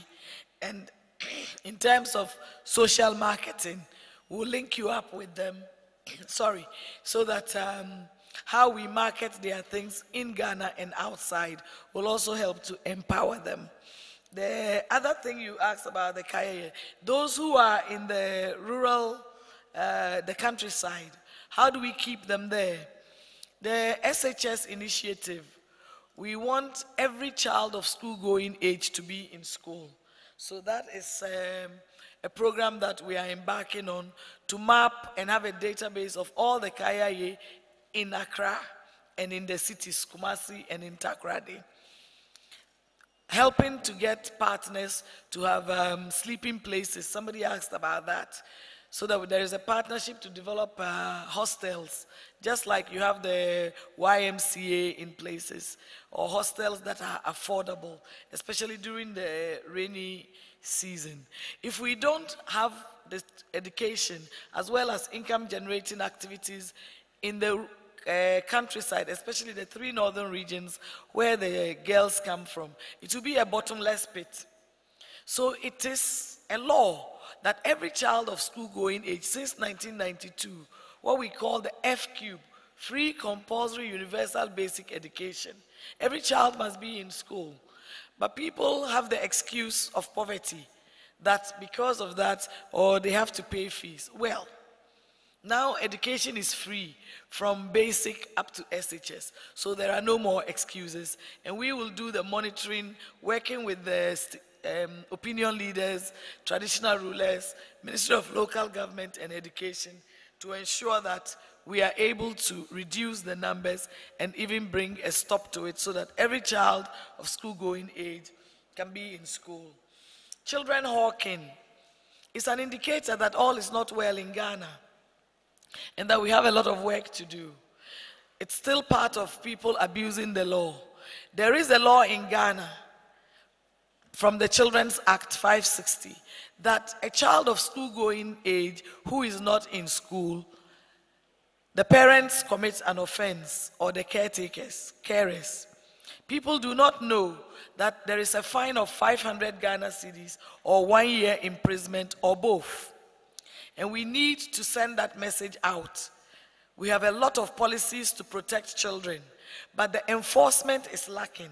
And that is what we have to do, working hand in hand with the various parents and the community leaders to ensure that there is a follow-up. And with GES, if you have a register that shows that Otiko should be in school, for 1 week Otiko does not come for classes, somebody should go to her home and find out why she's not in school. Has she been trafficked? Has she been married off? Is she sick? There could be any reason, but that follow-up is what is lacking and what we are going to engage in. How to connect the various beneficiaries who are producing the fabric that you see me wearing, the dawadawa and the shea butter. That's why we've invited you here. And from here, I would like you to visit the stands. And then in the evening, when we close from here, that's 5 o'clock to 7:30, we are organizing what I call Meet the North and Experience a New World. We'll have it this evening as a fashion show of all the different styles that you can use the fabric for, and the different beads and the jewelry, as well as the handbags and shoes and slippers that we are making, and the other products that we are adding value in terms of the oils and the creams and the soaps. So you are all invited to come this evening. It's upstairs on the right-hand side behind our stand. You climb up the stairs, and then we'll have a very nice evening experiencing the North. How to keep rural people, I've answered that. What is this one? Access to ministers, yes. I am here. I cannot be in the office. Yesterday, I had to come here, go to local government to make a speech, meet a number of people, ambassadors and so forth in my office, and then go for cabinet. That did not end until 2 a.m. And I'm here again. It's impossible to meet everybody, and it's impossible to answer all the calls. If ministers are going to answer phone calls, then we will not get any work done. So I'll propose that you send texts and emails, and it's not possible to see you if one has to be in another engagement. It doesn't matter how many times you come. If the minister is not in office, they are not in office. And you have to learn to be tolerant. If it's urgent, you send an email or a text, or this beautiful thing called the WhatsApp, so that we can link up with you. Another form of linkage in terms of the social marketing is online marketing. We are going to establish websites for the LEAP beneficiaries and persons who are vulnerable, so that, well, the internet is the gateway now. So they can market their stuff, and you can also connect through the ministry. Whatever product that you want and the quantities that you need, will be able to link you up so that somebody doesn't cheat somebody. And then we are both happy, so that there is a win-win situation. The development of a nation is not easy. It's a collective responsibility of how you will work with us and how we will work with you to the benefit of all of us and the country Ghana. Are there any other questions? Hey, there are some more. And so I can only take about 5 more questions, and I have to go because I have a meeting at 12. Don't worry. Sorry. Don't worry. Just put it under. I'm going to drink this. Yeah, there's a question about sexual harassment. There's a gentleman there who says he has 3. Hello. Honorable Minister, my name is Dr. Kwabena Adansi-Pipim. I live in the Netherlands. I've lived there for 27 years. I'm a social therapist. I've worked in the area of HIV/AIDS for almost 20 years. I'm happy you mentioned the issue of vulnerability. And I think today, if I'm allowed, I will call you the Minister for the vulnerables. Honorable Minister, I think the issue of vulnerability is an issue which should be addressed in a broad perspective. It's not only the women being trafficked, but there are also boys who are being trafficked, for your information. And probably it's the time that you link your information with your Minister of Foreign Affairs. I'm sorry that, probably unfortunate that she has left. Because down there, we have so many people who are vulnerable. What's the question, sir? My question is, when it comes to vulnerables in Europe, people with mental problems, people with HIV/AIDS, people in prisons. These vulnerable activities are being coordinated in Europe. How is your ministry coordinating your problem? In which case, those of us in diaspora, how are you helping us to address these issues? Thank you. Are you coordinating it with Europe, or for that matter, with the Netherlands? Thank you very much. Thank you. Listen, we are almost 2 hours behind schedule. In the name of the Almighty Father, in the name of the Almighty Father, please, please, please, please. I suggested that if you have any questions, you direct them to the Secretariat. She will answer all the questions. We'll put the responses on the website. But I beg you, I'm on my knees. I can get down right now on my knees and beg you. We are so flat out of time. Please, I know I'm going to be your biggest enemy, but please, please, I beg you. I beg you. I beg you so much. Madam Minister, I'll have to even say no to you with respect. I beg you. My bosses are on my necks. So this question, and there's a question of sexual harassment. There's a gentleman who has 3 nieces at home. They can't go to work because anytime they go out, people want to sleep with his nieces. And he wants to know what we are doing in Ghana to stop this. That's it.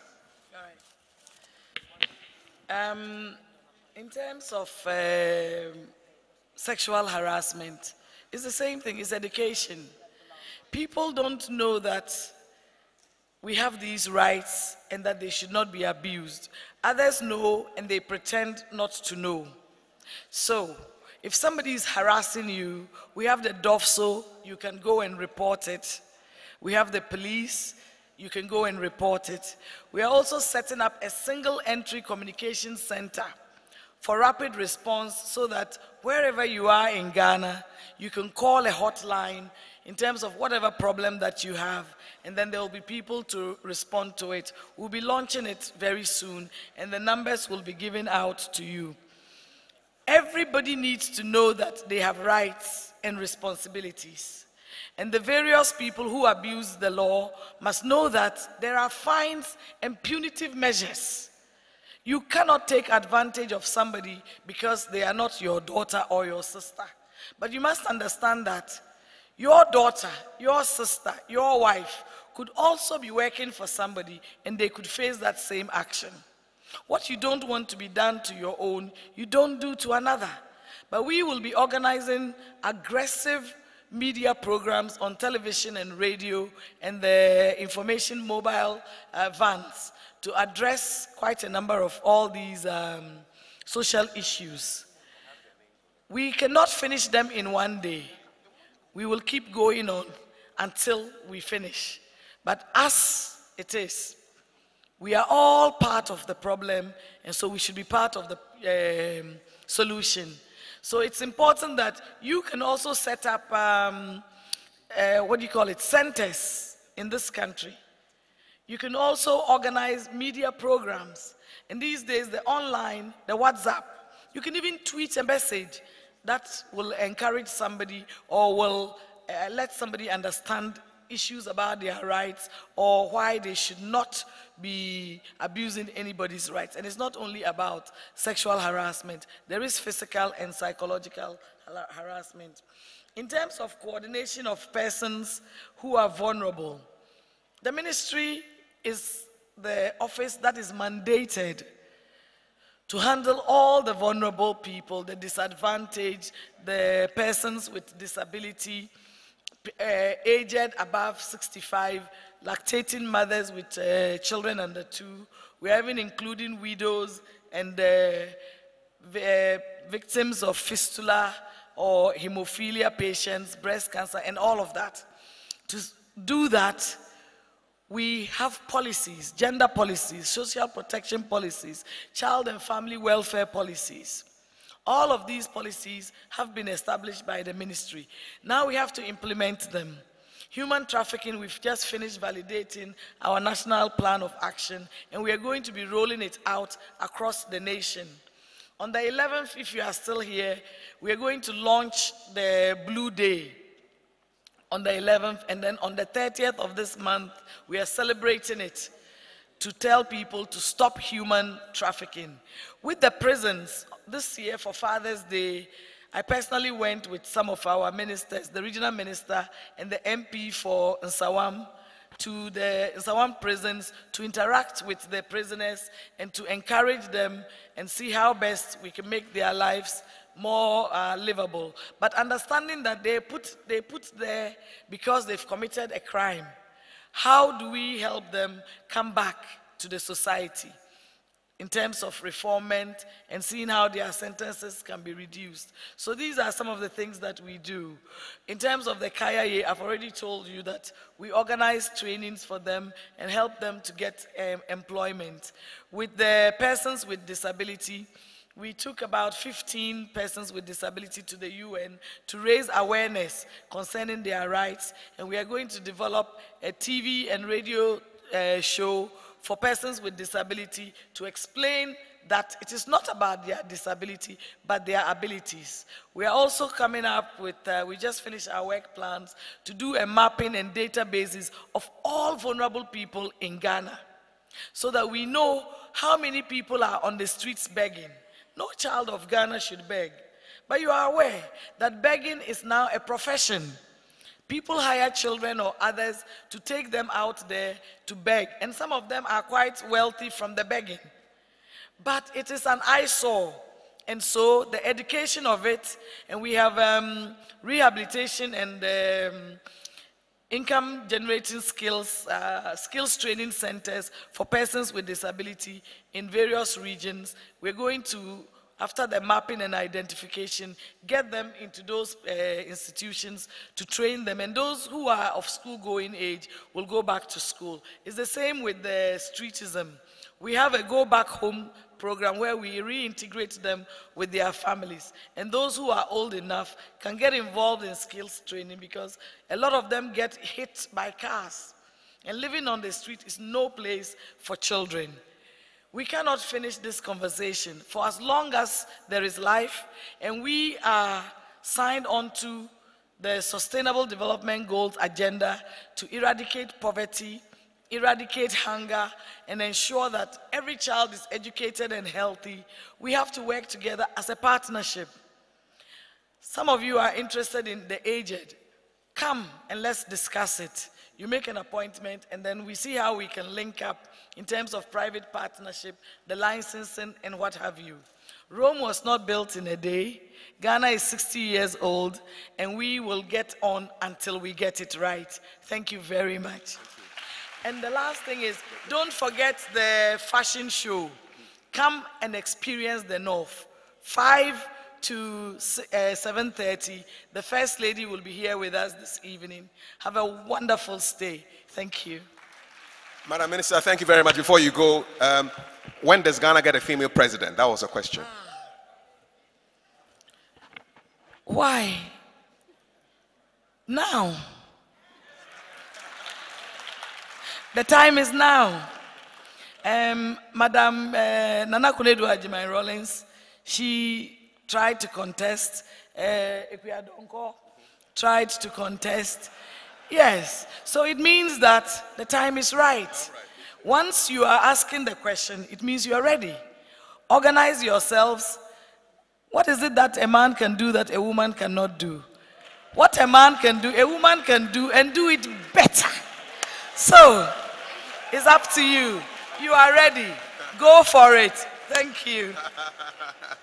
Thank you. I was going to ask who, but we'll leave that for another time. Thank you very much, Minister for Gender and Children and Social Protection of Otiko Jaba. Thank you very much for your responses to the questions. So the time is now for a female president. Watch out.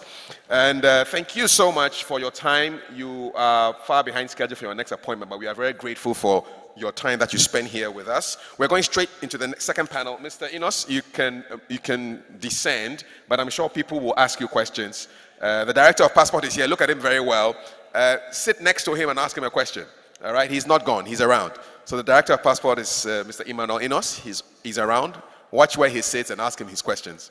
All right, and thank you very much. Okay, so we're going straight to the next panel.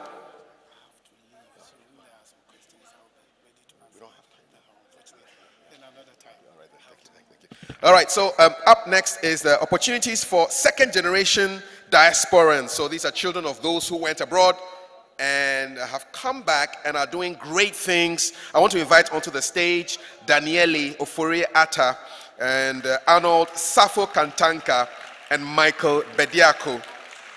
And I'll tell you a little bit about them shortly. So Daniele, Arnold, and Michael, this is going to be a very inspirational session.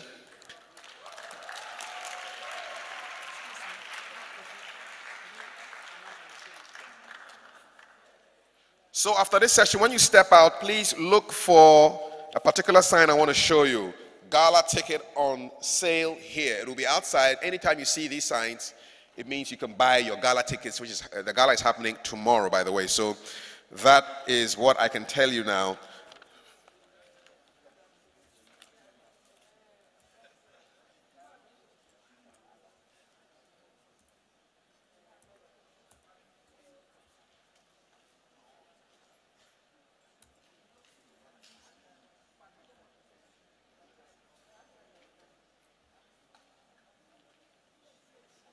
First presentation is from the founder of Mosinu, Creative Consultants.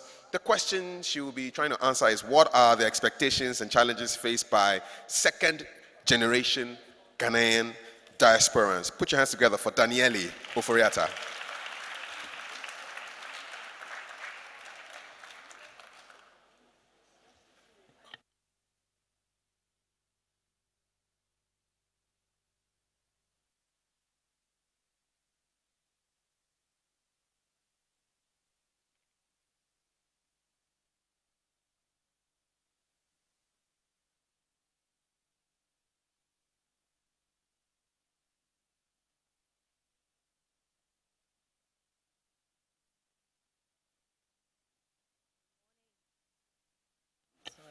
Good morning, ladies and gentlemen. I'm just going to ask you to do one thing for me. So I'm from Mosinu, and we're a creative consultant. And I wanted to ask you one thing. How many of you have phones? Just raise your hand up. How many of you have phones? Now, how many of you have cameras on your phones? Okay, so what I want you to do for me is to capture this moment. We're going to take a selfie. We're all going to take a selfie. We're going to capture this moment. Just stand up with your neighbor and let's just all take a selfie. Come on, don't be shy, don't be shy. We're going to take a selfie. We're going to capture this moment. We're going to remember when we came to Ghana and we discussed our challenges and we came up with solutions.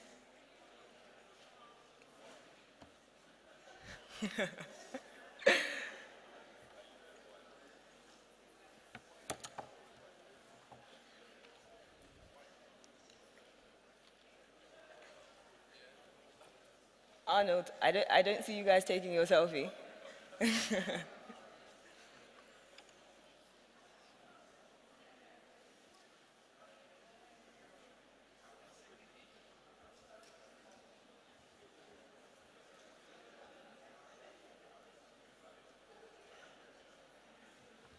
Okay, yes.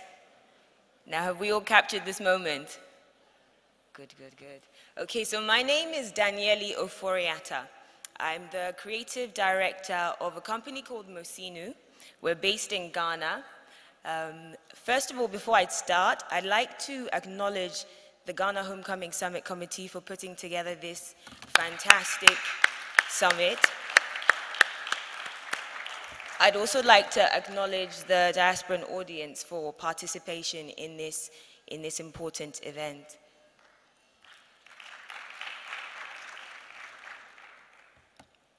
Mosinu. What does Mosinu mean? Mosinu means our maker and our creator. We're a creative company. We believe in creativity. We believe in inspiration, motivation, encouraging growth through visual communication. For us, what we're interested in doing is branding, advertising, and digital.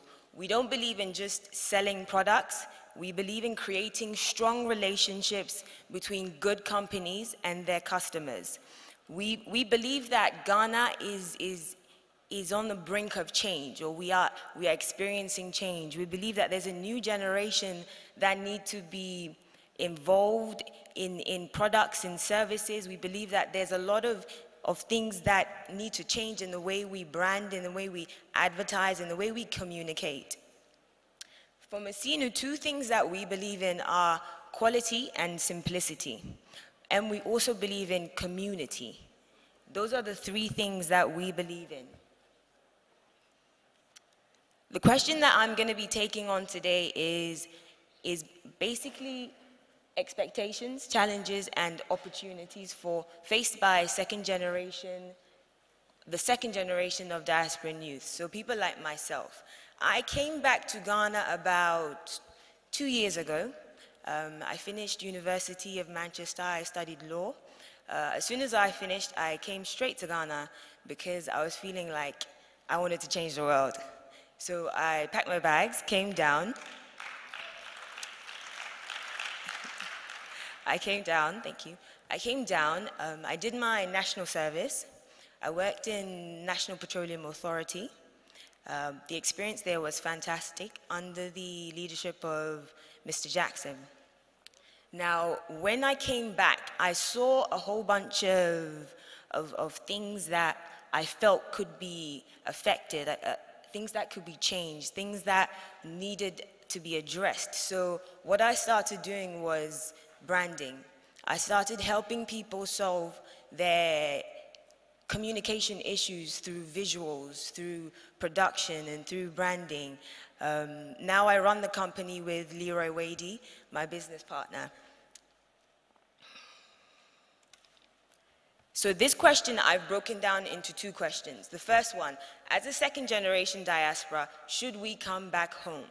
That's the question that is on everybody's mind. Should we come back home? Should we jump on the plane? Should we come? Is the environment good enough for us? Is the environment willing to accept us and our ideas? I'd say yes, come back home. Why? Because the time is now. This is the perfect time to make a change. This is the perfect time to build.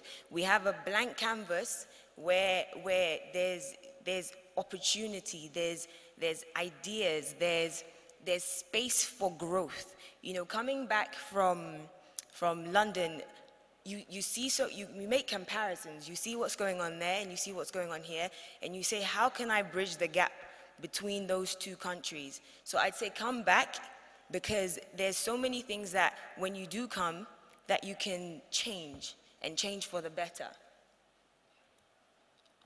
The second question is, if we come, how can we make an impact?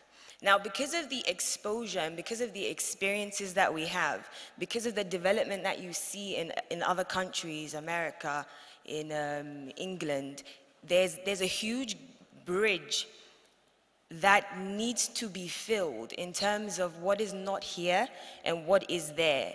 So what I would say is that as a second generation diasporan, your skill set, your experiences, these are all things that are vital to the growth of our economy, to the improvement of our society. So in terms of impact, your skills and your talents are very, very relevant. Now, the key factors, what I've done is to keep this very short and very simple. I'm going to go through 7 principles or 7 ideas that we have that are supposed to change, or that things that need to be addressed. Now, the first key factor is innovation. Now, innovation to sustain the growth of the economy. Innovation is something that hasn't necessarily been our strongest points in Ghana, and it's something that there's so much open, there's a big space for us to innovate. The reason why I say that is because it makes us stay new, it's fresh, and it keeps us internationally competitive. It helps us solve the problems of tomorrow, and we're able to create new products, new services, as the global economy is always on the move. So innovation is key to keep us to keep us in the know, to keep us in the move, we need innovation. So as a second generation diaspora coming back, if you're coming back, you're thinking of innovation. You know, what products can I bring into society? What kind of services can I bring into society? That's innovation. The next one is quality control. Now, quality control in Ghana is something that needs to be addressed. Now, it helps. Quality control is to separate mediocrity from excellence. Mosinu, we believe in excellence. We believe in quality products, because when you're trying to market a quality product, people believe in better. People believe in products that they can hold on to for a lifetime. Quality products are everything. So for us, we need to improve our quality control. We need to pay more attention to detail, because happier people, quality products make happier people. So quality control is a very, very key thing. Now for Mosinu, one thing that we've done is to put together a masterclass or a group of individuals with expertise and finishing. Now, one thing that we noticed was finishing there's a big gap in finishing in industries. There's a whole load of markets that we can't enter into because of our finish. So in order to allow us access into those markets, we need to increase our quality and the quality control of the products and the services that we have. For instance, in the fashion industry, for instance, in the music industry, in the film industry, we need to improve on the quality of the items that we're putting out to the world in order to be relevant in other societies. Quality control is a very, very important one. The next thing I'm going to address is accessibility. As a second generation diaspora, one of the things that was quite difficult was accessibility. It's hard to find the things you need. It's hard to communicate. It's quite difficult to get the things that you need to be working. So one thing that we wanted to say was that we need to create a pool of resources where we can affect that in our work, or a pool of resources that allows us to strengthen the flow of work and efficiency.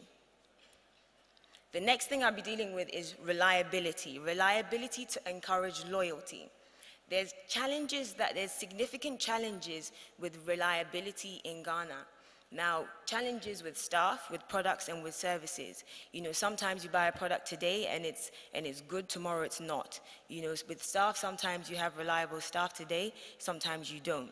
Now, two things that can change that are inspirational and motivational visual communications. These are things that we can run as campaigns. And then additionally, there's technology that we can introduce into companies that allows us to answer those problems. Accessibility. Accessibility is then another one. Accessibility, oh, I've done accessibility. Okay, consistency. Consistency to create a trusted brand. Now, consistency is important because this is how you have loyalty. When people see products and they believe in those products, they tend to create relationships. And once you have a relationship between your consumer and your brand, it's generally more inspiring for growth. It's generally more inspiring for the people and the community that surrounds them. So consistency is a very, very key thing in terms of our visual communication. Now that's something that we can get involved with production, with advertising, with marketing. So second generation diaspora coming back, if you have these skill sets in digital, in website building, in all these creative industries, it helps to bring that knowledge back. It helps to bring that knowledge back in terms of our companies. One thing the president said was that they're trying to move from a taxation-based economy into a product-based economy. Now, what you need in order to increase the sales of products is good branding.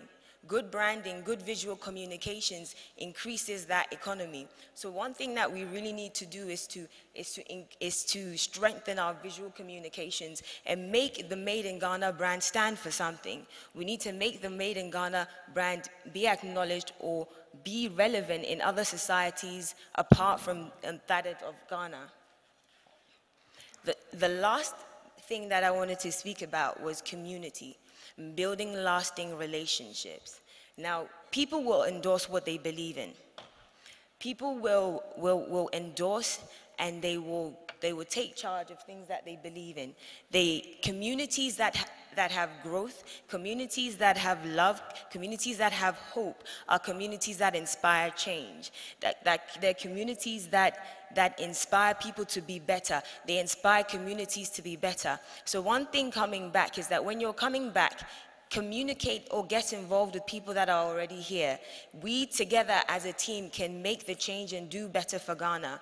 We can take these challenges and take these ideas that we have, we can put them together and we can build a society that is better right from our ideas. So community is very, very important. The businesses need healthy relationships, and a community that is good based on solid principles will affect our business community. This is the new Ghana. The new Ghana is for people like me. For people like me who came back to Accra because we had a dream. We had a dream to do better for ourselves. We had a dream to do better for our families. We had a dream to do better for our communities. The reason why I come here and I stand here is not because I want to do better for myself. It's because I see that there's so much opportunity in Ghana. There's so much untapped.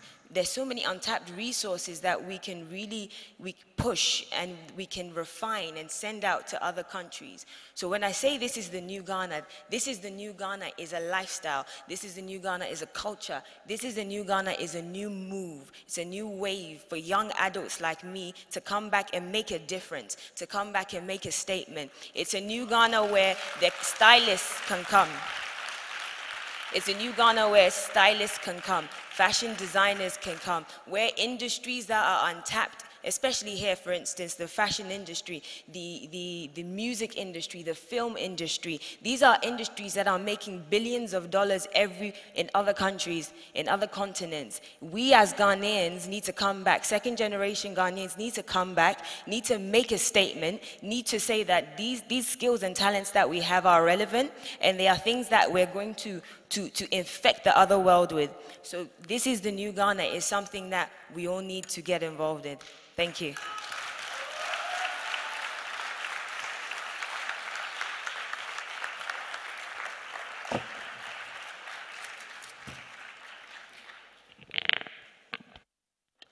Thank you very much, Daniele, founder of Mosinu Creative Consultants. Thank you very much, Daniele Afuriata. Our next on the panel for the second generation Ghanaians is going to be answering the question on how best one can integrate the younger generation of diasporans in Ghanaian society, business and politics. He's the founder of Mifri Ghana. We all come from Ghana. Put your hands together for Arnold Safo Kantanka. Arnold, how are you doing?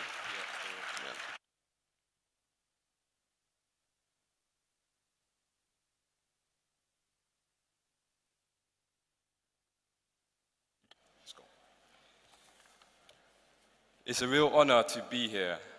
Thank you for the introduction. My name is Arnold Safo Kantanka. We've come a long way. I stand here in the capacity of a founding partner of Mifri Ghana, the commercial entity, but I'm going to be focusing more on the charity side of things, and that's called the Future of Ghana.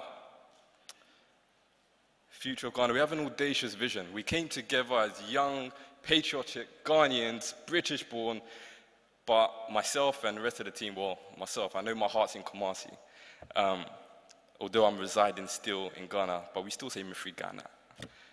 And we had an audacious vision.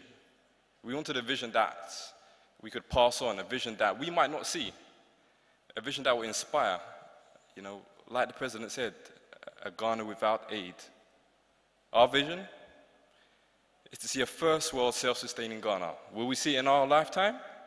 We don't know. But we're going to move towards it. We're going to take steps, just like everyone here today has taken steps to come, whether you're a resident or you're living in Holland, Germany, UK, you've taken a step. But I'll touch on that a bit more. In terms of Move Ghana, it started in 2009. From 2009, since 2009, we've been mobilizing Ghanaians. I say by accident on purpose. The reason being because it stemmed from an identity crisis. Growing up as a young Ghanaian, it had its challenges, you know. I'll be very honest, sometimes you didn't even want to say you were African because it wasn't cool. You were forced to go to parties, you were forced to go to church. You didn't understand why. You were forced to, even when you're in school and the teacher at the register was saying your name and it came to the surname, it was a cringing moment that a lot of diasporans have had. But times have changed. The Black Stars are doing well. Well, kind of. But yeah, Afrobeats is very popular now. And as Daniela said, it's a new Ghana. We need to embrace that. Since 2009, what we've been doing actually, well, from 2009 to 2010, we've engaged in helping to mobilize the diaspora to come back. So from 2010 to 2014, every Christmas for 1 week, we capitalized on the influx of young people coming to Ghana, and we did volunteering campaigns. So during that 1 week period, we managed to mobilize about 78 young people from 7 different countries who contributed over 1,100 hours of volunteering, and that acted as a connection point. That acted as a connection point, but we were evaluating that as well. And in 2014, we managed to write a policy brief on best practice of how to engage the Ghanaian diaspora. And that was thanks to a collaboration with Afford, and just looking up to organizations in the UK and around the world like Star 100, you know, our diaspora came a bit later, but Ghana Think Foundation that in all 10 regions of Ghana, you know, it's about collaboration, it's about working together. And we've gone on since then. We've looked at the model of how we can best engage, and we've created something called the Future of Ghana. And as I said, you know, the vision is there, a first world self-sustaining Ghana, but the mission is important. We want to organize and mobilize Ghana's talent for development. How do we do that? We have a project. We look at Ghana's top 30 under 30. You know, and we were doing an extensive research. You know, the UN Youth Report says knowledge, skills, and investment help enhance the economic growth of a country. So who are the skilled people? Where is the knowledge? And how can we invest? You know, I've been here over the last few days, and there's opportunities that are there, but what we need to implement is frameworks. Who are the point people that we need to go to invest? And we want to be part of that solution. In less than 3 generations, 41% of the world's youth will be African. So we've got a growing middle income, but who are they? Are we talking to them? Are we engaging them? So we see why Kofi Annan said, you know, young people should be at the forefront of global change and innovation, and we have to commend the the Ghana Homecoming Diaspora Summit, because the planning committee did, you know, for us to even have this stage and to actually speak, we have to give thanks, because I think this is the first step in terms of allowing youth to be part of the conversation, to have our voices heard. And I'm not speaking here from my own point of view, because we've done our due diligence, we've done our research. And we've been, over the last 3 years, we're entering our 4th year now. Who are the future leaders? You know, who are the dynamic people making change, impacting industries, not just here in Ghana, but we've got people far and wide. One of the projects we do is we identify Ghana's top 30 under 30 young people. Once you've been selected, you've got a constitution. After 5 years, you can't be selected because you want it to be fresh. You want it to be competitive. You want to see new people. As I stand here today, the lady at the front of that, her name is Lorraine Wright. She's just turned 30. She's a director at UBS Bank. She's the founder of University Gospel Choirs. She has an agency that provides choirs for Britain's Got Talent, X Factor, and she's doing an executive MBA on course to get a distinction.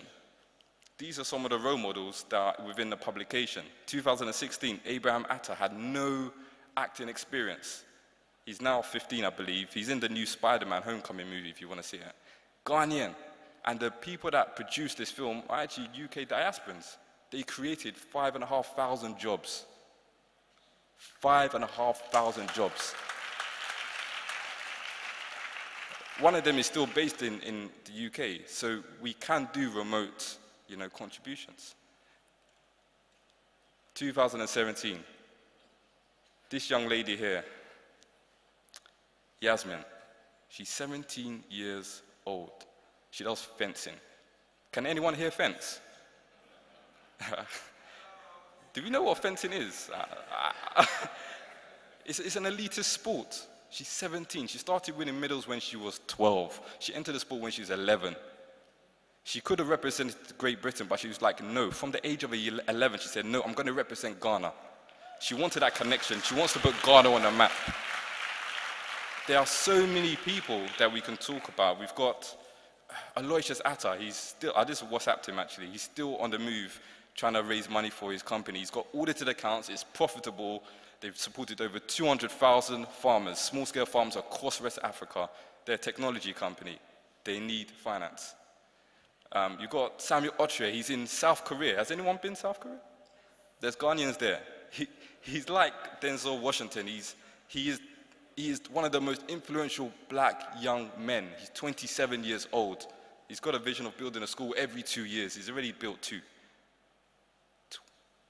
Makes you think about life, right?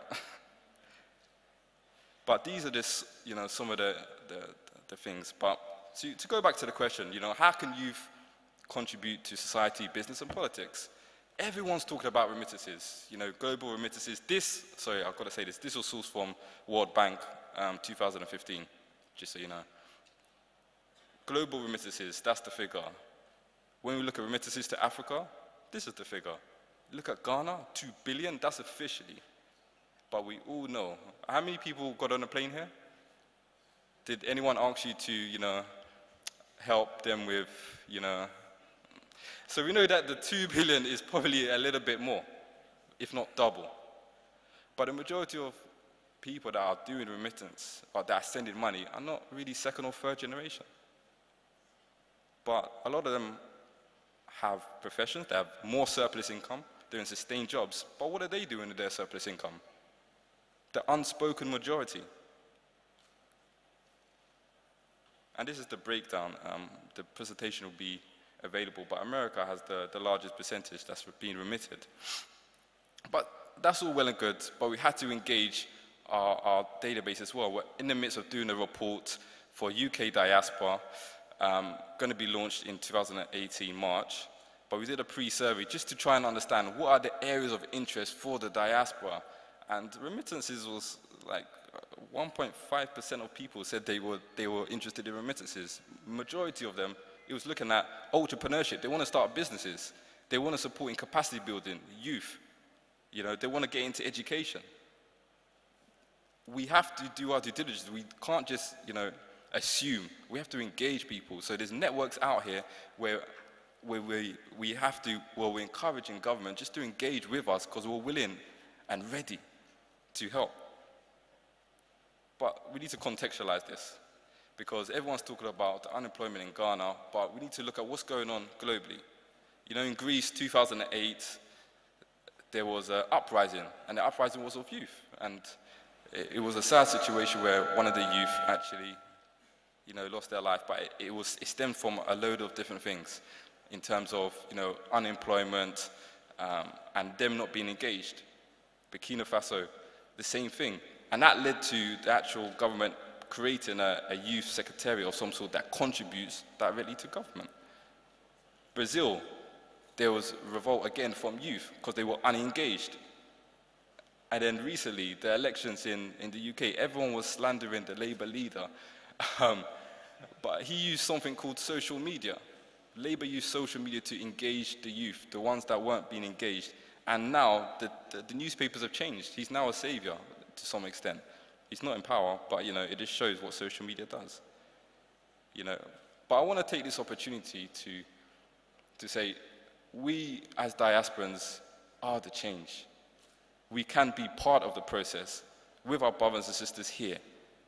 But this is fertile ground. If we were able to get a plane, come over here, dedicate our time, that means we're doers. What we were showing you is that we're doers as well. So we need to collaborate, we need to talk to each other. We need to network. So I humbly ask you right now, if we can all stand up, please. All of us, please. This is a collective One Ghana exercise. And you're definitely sitting next to someone that you are familiar with or that you know. But you now need to go to someone that you do not know, introduce yourself, ask them one thing you've learned about during this summit and what sector or industry you want to support or invest in and how. 1.5 minutes, please. Let's capitalize off this moment. Let's not be shy.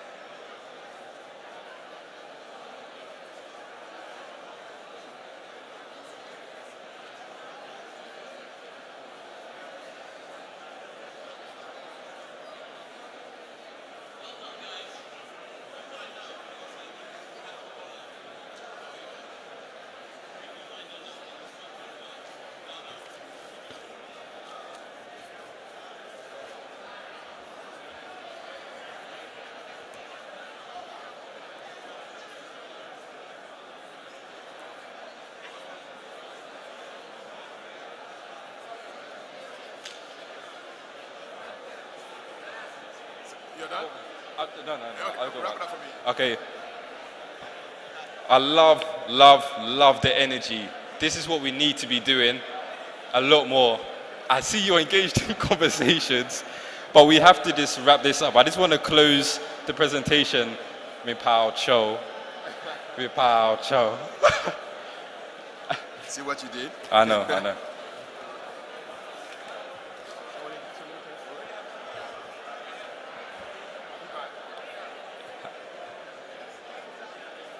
Okay. Hello? We will continue. This session is going to end real soon. Okay. Ladies and gentlemen, this man has caused a revolution, but the revolution is over for now. It's suspended. Give him a round of applause. All right. Yeah. So, there's one key thing that I just wanted to leave you with. Like, one of my role models, they said, in a multitude of counselors, there is safety. Our network is our net worth. Daniela talked about it, communities. We have informal communities, but we've got a strong community here. We need to connect and make things happen. We are here, Mifri Ghana, Future of Ghana. Our team are here, helping with social media. This second row behind. This is our contact details. We are here to support. Thank you.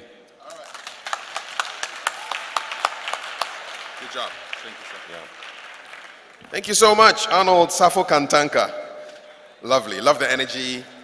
And I've made at least 3 new friends just right in the corner there. A lawyer, a doctor, and another person. So great stuff. Great stuff. Okay, so now we have the third presentation in this panel before our coffee break. And this is a really talented young man who is currently the special assistant to the Minister of Finance who was here on day 1. He's talking about expectations, challenges, and the new dawn. Put your hands together for Michael Bediako.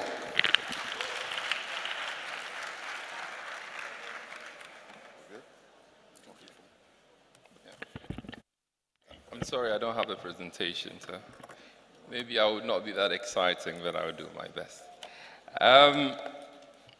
So thank you very much for having me, and thank you, Alex, and your teams for doing such a great job.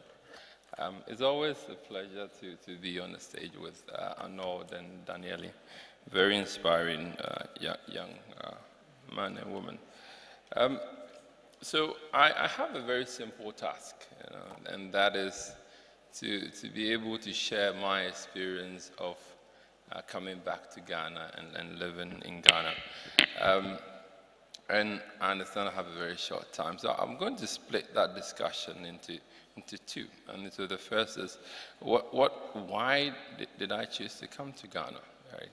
And the second would be, I'll end with some of the survival techniques in a homecoming. Yeah, you need to survive here. So 12 months ago, I was living in Amsterdam. I can see my MPP chairman here and some of our elders here. I had live in a plush apartment 4 minutes from the airport. I was a senior manager at a private equity firm. Together with a decent education, you can call that a successful life. Then I decided to quit and come to Ghana to join the campaign drill. So I remember my mom calling me saying that Papa, she calls me Papa because I'm named after my grandfather, that your brother just told us that you decided to quit your job and come to Ghana to campaign. Most of the time I support what you do, but this one is either you are very smart or you are very crazy. And I'm fairly sure that you are not that smart. So, as you know, mothers are typically right. But then, contrary to popular opinions, I quit my job, got on a flight, and I came to Ghana. The day before I arrived, after I arrived, I went to Ken Oforiatta's office, only to be told that my appointment had been cancelled because he traveled. So I thought, okay.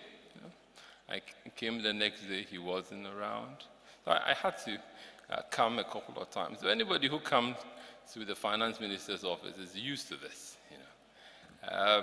But then I finally get to meet him, and he looks at me quietly and says, why do you want to give up everything to come and join this improbable journey? And I think that is perhaps the first question I would like to help answer. Why do you in your cosmopolitan cities give up everything to come to this frustration of a new country, lack of infrastructure, pressure from external family to get married now, and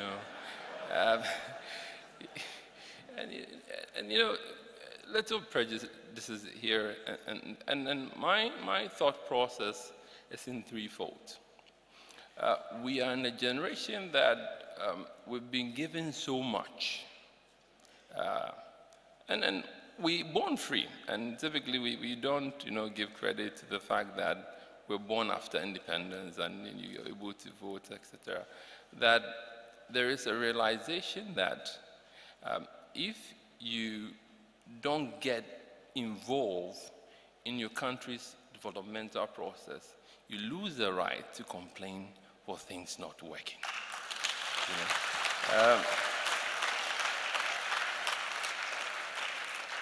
So another way of saying it is that about 4 million of us sitting outside the country, we just cannot say that Ghana should be better just for us not engaging. So I'm happy that yesterday the finance minister mentioned that now more than 33 diasporans now are engaged in a new course to turn this government towards a sustainable path. The second thing that turned the needle for me is a conversation I had with Ken Oforiatta, I think summer 2015, about success and significance. So the notion that in a country like ours, when only you becoming successful and things are not working, how do you feel? You know? So when you come home and you come with your nice suit and you import your nice car on a shitty road, you know, and you go up and down and you go again, how do you feel? So it's sort of a change in attitude towards how do we make sure that we become engaged more. And I had a friend in the Netherlands who always kept telling me, Media, I want to go do business in Ghana if the time is right. You know, and my position has always been that, you know, irrespective of an inconvenience time, there is no, you know, you can always do the right thing at the wrong time, you know. And it's important for us to another way of saying it, that there is no wrong time for doing the right thing. Perhaps that's the thought I wanted to put there. The third thing that sort of also moved my thinking of coming back home is the narrative of other people who have done it before, even within much difficult times. And I'm thinking of stories like Patrick Ewa, you know, Professor Kosa Indom, who came to Ghana in very strenuous conditions, but believed in the possibilities of this country, and somehow made it work out of their commitment for excellence.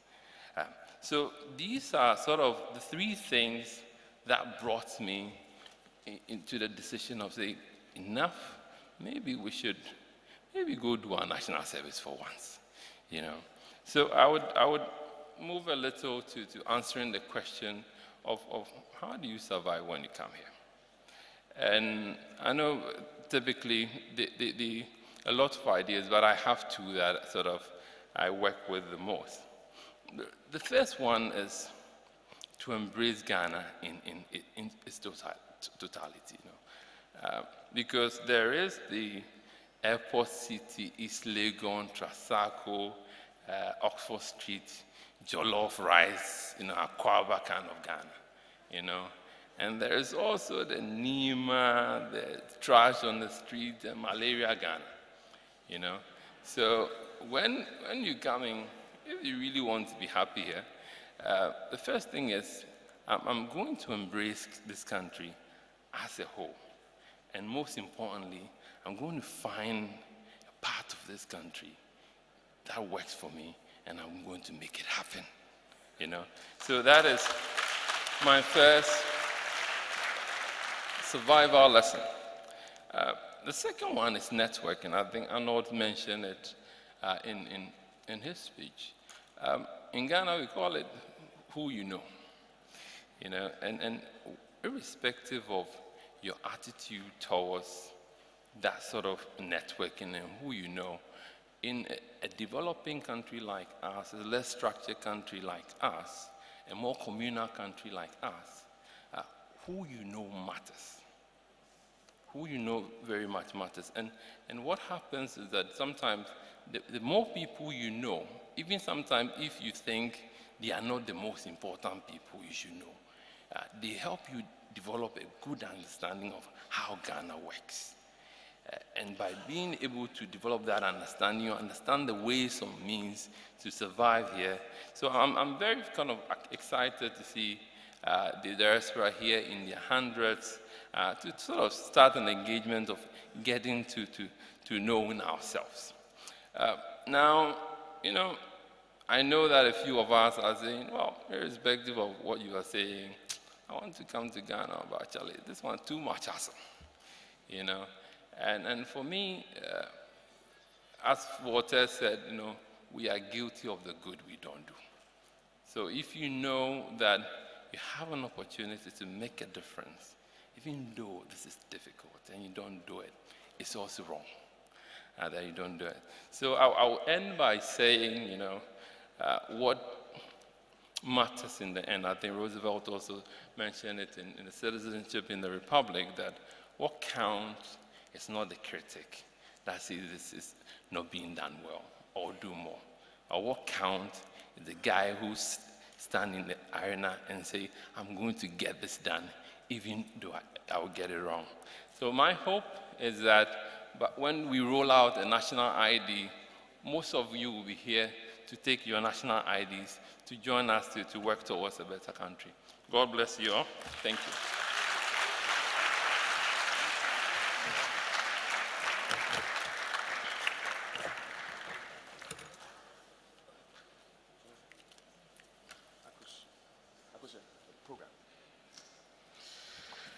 Many thanks.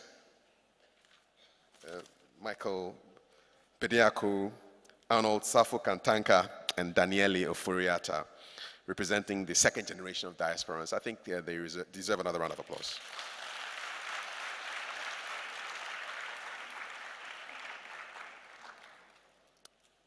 Can I have a question each for both of them? For all of them? One question for all of them. Wow. Wow.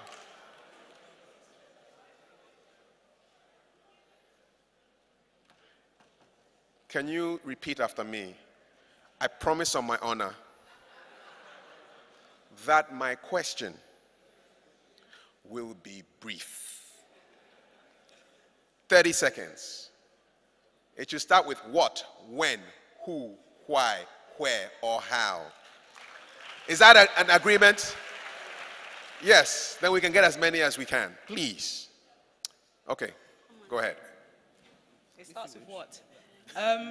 What are the mental, financial, social barriers for a person who, born outside of Ghana, may face on the return journey? And what can our government do to strengthen the relationship with second-generation diasporans or Ghanaians who have fairly made the decision not to return? Fantastic. Give her a round of applause. What, where, who, where, why, or when. Beautiful. Yes, sir. Yeah, give a respect to the young man there. Because he had a question, sir. What, when? So what I want to say is, everybody is complaining, but who have to do for who?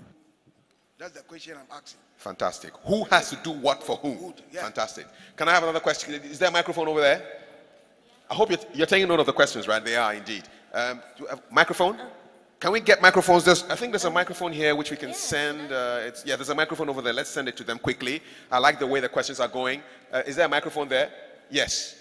Brief question. Hi, so I'm a second-generation Ghanaian, and along with many of my other friends, and lots of us want to come back to Ghana, but we don't know what to do, who to speak to, and a lot of us would like practical work experience. Like, volunteering is okay, but in terms of stuff like getting internships is quite difficult, and it's all based on like who you know. Like, if there's a formal way to like process to get internships, we'd like to know. What is the way to get internship? Thank you. Thank you very much. Another question? Brief. What, where, why, when, who, how? Okay. It's a question to all. In the absence of leadership, who must lead? I think they must lead. And then instead of building houses at home, let's try and build institutions. Thank you. Fantastic. Do we have a microphone here? Yes. Short question, lady in orange. All right. Hi, my name is Rita Nketia. I'm also a second generationer. So my question is around how we organize as second generationers. And so what are some of the differences that you see in how second generationers organize versus how first generationers organize in terms of coming home? The second question is, many of us will be discouraged by our parents actually from coming home. And so how do we get past the challenges or the negative comments that we get when we say we want to come home to Ghana? Thank you. Gentleman in the blue. Ty. Hi. First of all, I'd like to congratulate you guys on returning. I've just completed my first month in Ghana, but when I made the decision to come to Ghana, there wasn't enough case studies, testimonials, success stories, ambassadors like yourself. So I think, do you have any suggestions for the government how they can, with their diaspora inclusion program, they can have more ambassadors working directly? I think it's more of a marketing problem, and Arnold had a good point in illustrating the successes of some of the young diasporans. Maybe there might be a way the government can continue this and support them in marketing this for young diasporas that want to return. Okay, I'll take 3 more and get some responses. Yes, sir. One. Hi. All right. We live in a different time when we can actually be extremely helpful to Ghana from the outside. A lot of us who have been in the United States or the UK for several years have an incredible depth of contacts. We have access to investors and so on that we could bring to Ghana to actually help in all the various initiatives we've talked about. I just wanted your comments on this whole drive to get people to return. I mean, if all 4 million of us came, there'll be an economic problem, right? But it is very possible that we can actually have massive impact from wherever we are. And if you could just comment on that. Okay, I'll take one here. Brief, Okay, and then we get responses. My name is Afrifa, Akwese Afrifa from Italy. Buongiorno. Buongiorno. Okay. I would like to express my debt of gratitude to these 3 young diasporans because they have changed my heart, which was broken actually when we began this summit on Wednesday. Why? Because Questione. yeah, my son is a pianist. He's a classical pianist. And when we started this summit, there was a pianist who was giving us classical music, and there was protest in this hall asking him to stop even playing that kind of music. Yes, and you can bear with me who were here at that time. And the question, yeah. So I was thinking of going back to Italy and just tell my son, please remain here in Italy for the rest of your life because there's no place for you in Ghana. But now you change your mind. Now they have made me change my mind. Hallelujah. Oh, Thank okay. you. Next question, please. Yeah, I'm a second generation Ghanaian. I always want to come back. I finally came back 3 years ago. You talk about the successes, but you don't mention about the many failures, the people who've tried to make it and have gone back. I think actually they're the majority. I mean, myself, I've lost a lot of money in business through unfortunate experiences and a lot of money in land, which I'm in court for 2 years. I feel quite disillusioned if I actually want to go back now. But so there's another story which we don't really hear about. And I think that's the greater number of people who fortunately had mistakes and actually did go back. So we need to see both sides of the matter as well. Thank you. You want to respond now? Daniele, Michael, Arnold? Kafui, somebody is here, please. Can I please make a comment, Kafui? I can't even see you. I'm here. Yeah. My name is Yasafo. I'm an aspired diasporan.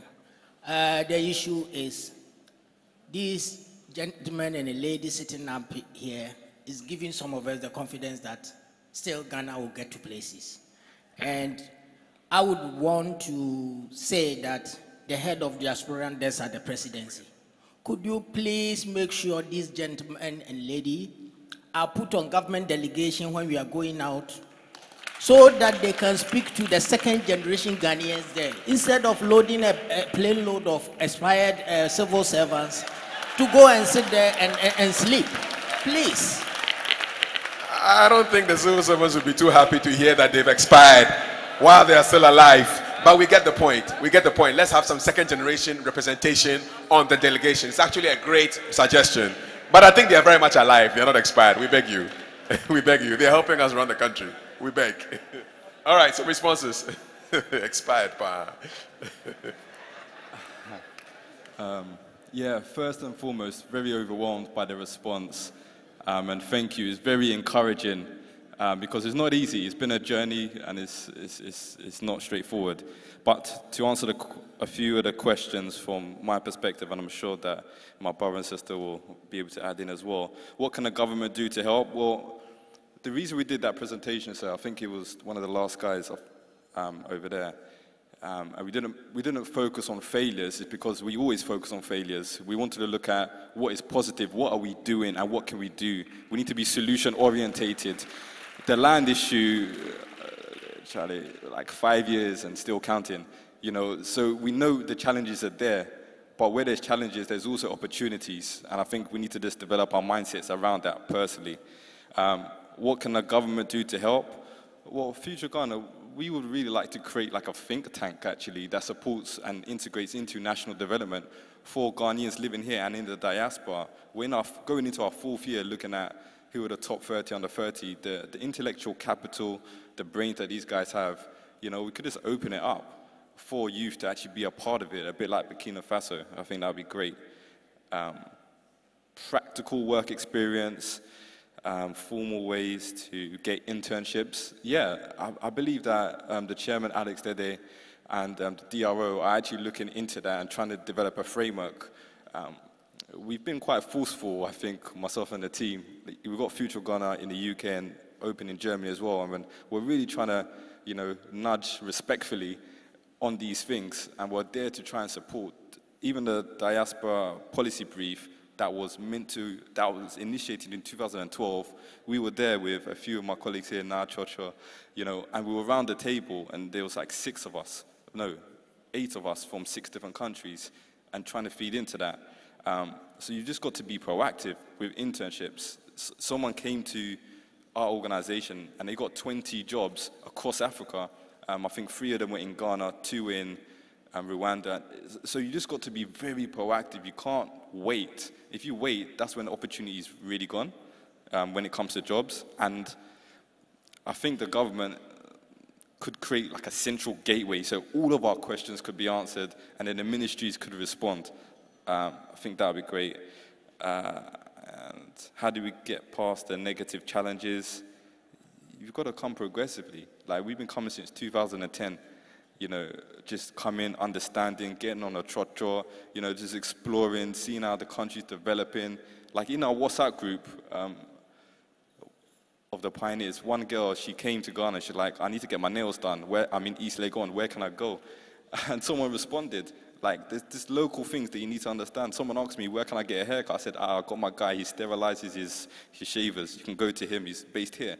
You need to network, you need to come and you need to understand the terrain. It's not like back home, well, not home, but back where, you know, we're living in Holland, UK. But you've got to be willing to understand the terrain here and grind. It's not easy, but there's opportunities. Thank you. The first question I wanted to address was the how do I help from abroad? What I'd like to say is, with regards to helping your brothers and sisters here, skills and talents are very important. And with specific regard to the creative industry and technology, a lot of the ways in which we work now are online. So with regards to design, you can design something abroad, you can film abroad. So in terms of helping out from other countries, because of the nature of the work that I'm in, or the nature of the industry that I'm in, a lot of the support that is needed can be done from outside. For instance, some of the websites are governmental websites are quite difficult to use in terms of accessibility. One of the things that design does is that it helps people bridge the gap between getting solid information and solid content in a way that's easy to understand. So if you're a diaspora that's outside and you have those kind of skill sets, you know, you can offer your services, you can build these kinds of technological advancements which would increase efficiency in the country. Another thing that I wanted to address was the mental and social barriers. I think when you're coming to Ghana, you have to understand that it's completely different from being outside. You know, you have all things at your disposal. It's easy. It's an easy life. You've got transport. You've got food. You've got variety. You've got all sorts of things. When you come here, you have to understand that it's very different. It is a developing country, but it's developing quickly. So you have to adjust your mindset, because when you come here, you can easily get sad or disheartened because you're not accepted, or because, you know, the way it is there is not the way it is here. You have to prep your mind, and you have to understand that change is not easy. And change is something that you have to believe in, so that even though there are adversities, you can get past it. I think the last one that I wanted to address was the the classical pianist. For me, this is one of the things that I'm passionate about. Industries that are not necessarily pushed or haven't been explored in its full capacity in Ghana. You know, the music industry is something that can be built into something that is phenomenal. You know, it's inspiring to hear that he wants to come back to make a change. He wants to come back to make a name for himself. I'd encourage people with these kinds of skill sets in the music industry, in the film industry, to come back to make history, to be the first, because some of these things nobody's doing. Like, to be very honest, nobody is doing. So if you're coming back, come back with the mindset that I know it's not going to be easy, but I'm going to do it. Thank you. Thank you. For starters, I think we are in Ghana, and some of the accents are very difficult to understand. So please try to speak a little bit slowly so that we can write. So thank you. I want to say thank you for the pianist dad for finally agreeing for him to return back home. It's very important for all of us. I'll try to react to two questions. I think the first one is, I think there was a question here about sometimes the importance of being abroad and bringing investors into the country. I think that's equally useful.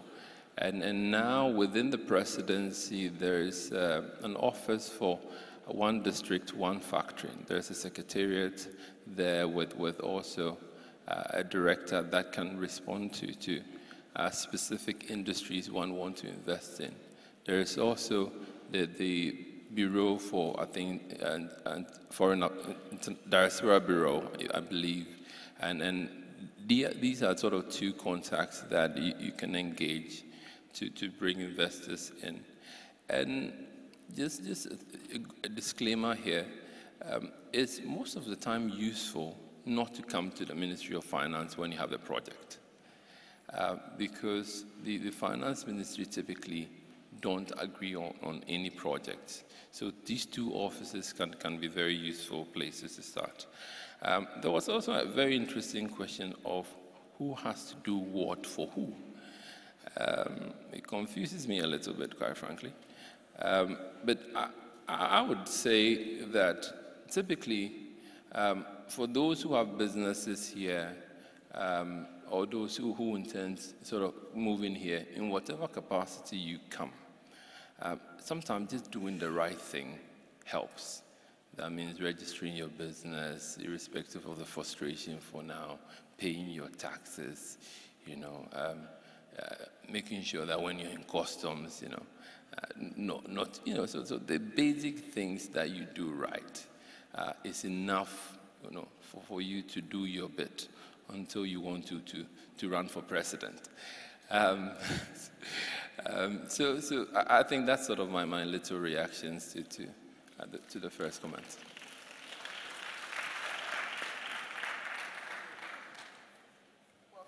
Thank you very much, Daniele Oforiatta, Arnold Safo Kantanka, and Michael Bediako for representing the second generation. I'm glad the gentleman from Italy has changed his mind. And hey, we want to see your son back in town one of these days. And give yourselves a big round of applause. You've been really great. And you can, yes, so they can depart the stage now.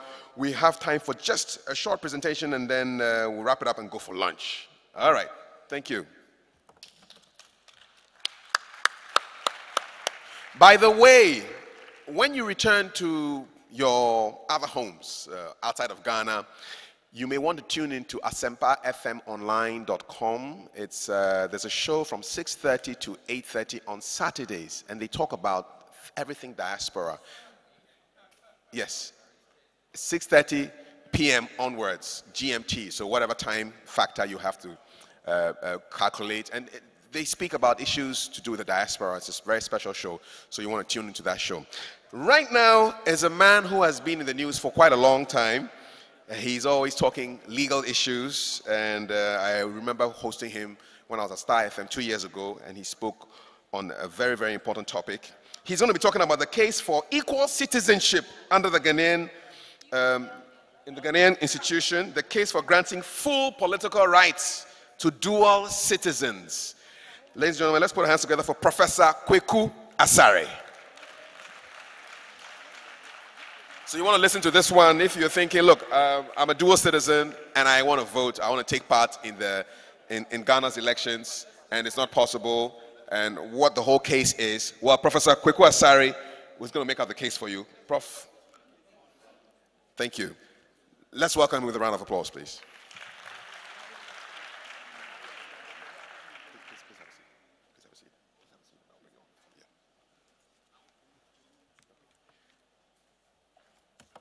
And to welcome him on, to just give you a sense of who he is and what he's done, I want to invite Mr. Jermaine Nkrumah, Deputy Chairman of the Planning Committee, to welcome. And he's also going to be doing a presentation as well. Mr. Nkrumah, please kindly join us on the stage. So will you introduce Prof? No, he's going before me. Oh, okay. Because mine is already. We can now have Professor Kweku Asare on the stage. Thank you, Prof. Thank you.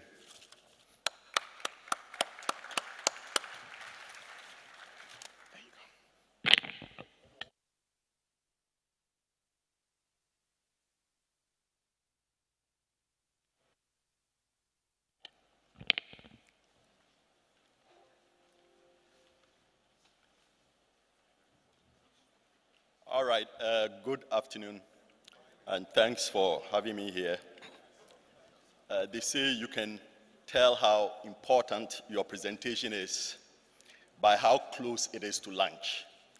And if I'm told that lunch is within the next hour, then I've gotten a fair idea that this is not one of the most critical presentations. They've also told me that I should spend no more than 20 minutes.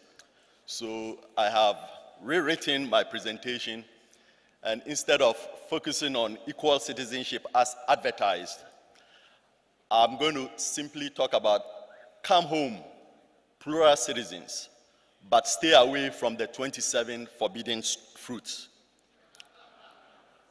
In terms of the presentation itself, I'll do 5 things quickly because there's no time. First, I want to talk about the ABC of plural citizenship, because as I sat there this morning listening to various people, they made statements which I believe are incorrect and which I need to correct and clarify. Second,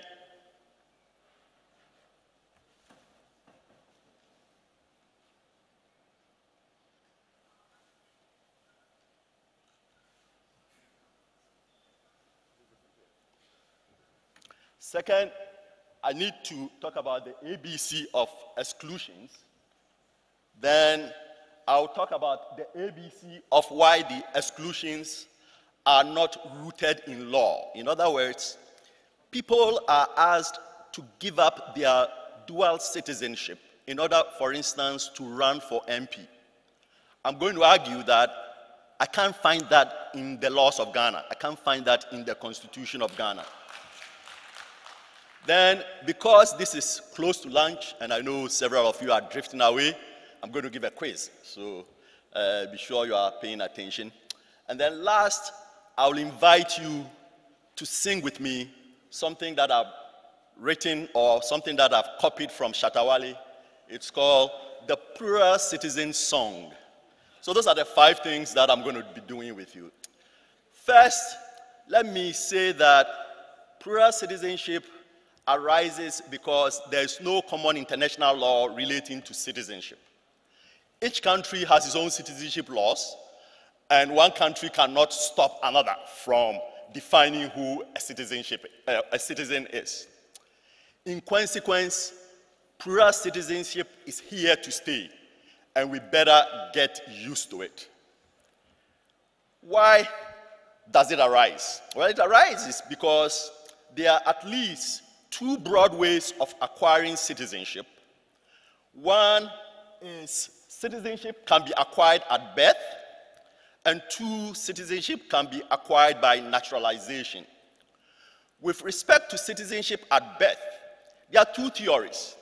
One theory says when you are coming to the world, the blood that brought you will determine where you are a citizen of, the country that you are a citizen of. Another, which over here I denote as jus soli, that is territorial citizenship. If you are born on the soil of a particular country, that particular country can say you are their citizen, whether or not your parents like it, whether or not the child who likes it. So for instance, if you are on a flight to the United States of America and you get there and you are in transit, you are pregnant and you deliver, the child is an American citizen. You tell the American government, oh, I don't want my child to be an American citizen. They say, well, tough luck. You have no control over that. And so just by reason of traveling, you've created a dual citizen. And you can see then that quite apart from the citizenship that is acquired at birth, there's also subsequent to birth, what I'm calling here naturalization. You can become the citizen of another country by marriage, by investment, by professional achievement, by religious beliefs, by adoption, sometimes even when a child is found in a country. So for instance, in Ghana, if we find a child who's not a citizen of Ghana, but is under the age of 16, and we can't find his parents, well, the child becomes a citizen of Ghana. And obviously, he was a citizen of some other country before he was found. So bottom line,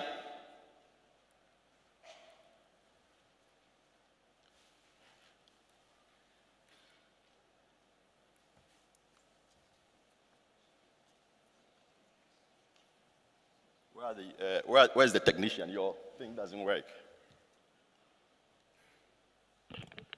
Can I get some help here? Thank you. All right, so it's supposed to go this way. Can you slide it this way? Yeah, try it, but it didn't work. Ooh, okay. Let's see. Froze, I think. Okay. It's gone? All right, let's see. So, yeah, it goes down. So, let's get used to it, because I'm saying over here, as long as Ghanaians are traveling, they are marrying people from other countries, they are investing, they are achieving professionally, they are adopting, and so on and so forth, there will be plural citizenship. Now, let me also clarify something. Whenever you mention plural citizenship, the first thing that comes to people's mind is the diaspora. Wrong. Every day, dual citizens are born here right in Ghana, right in Accra, right in Aflao, right in Tamale. Because remember the definition. If you are a Ghanaian, married to a Nigerian, and you give birth, the child at birth is a dual citizen. So that is important. Now, let me also clarify citizenship in general, because there's some confusion about that. And on that, I want to talk about 5 things. First, citizenship is status. But more important, why do I want to be a Ghanaian? Why do I want to be a Ghanaian? If I live in Ghana and I'm not a Ghanaian, what is the big deal? The big deal is citizens have some rights that non-citizens don't have. And so if you create a citizen and you take away those rights, basically you've created a big problem. One cannot decouple certain rights from citizenship. Otherwise, the citizenship has no meaning at all. Then I'll talk about duties. I'll talk about allegiance, because this is a word that is in the Constitution which nobody understands. And because nobody understands that, they've cancelled the allegiance out and they've replaced it with citizen. That is not how you read a constitution. In the Constitution, there's the word citizen and there's the word allegiance. If the people who wrote the Constitution thought citizen and allegiance were the same, they wouldn't have used different words. So I want to talk about allegiance. I want to talk about allegiance. Oh, here we go, I got it. Then I will also distinguish between citizenship and nationality, because they are not the same thing. You could be a citizen of Ghana, but not a national of Ghana. And you could be a national of Ghana, but a citizen of another country. So I want to clarify the distinction between citizenship and nationality. Then I'll talk about two big things. Natural-born Ghanaians, Ghanaians who are born as Ghanaians, why do they go somewhere to acquire the citizenship of another country? And when they come back, why don't they do the simple thing if they want to hold public office? Why don't they renounce their other citizenship? I always hear people asking that question. Today, I'm going to show you why they cannot do that, why they must not do that, why anyone who does that has disappointed the cause.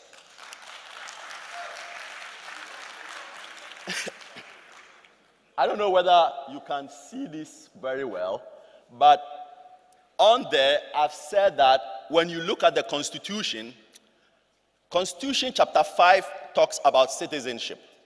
But if you read the Constitution and you limit yourself to chapter 5, you would miss something extremely important. Rather, you should read other chapters to find out everywhere the word citizen appears. And when you do that, what happened? Hello? Hello, hello, hello. Okay, but my thing is, it'll come back.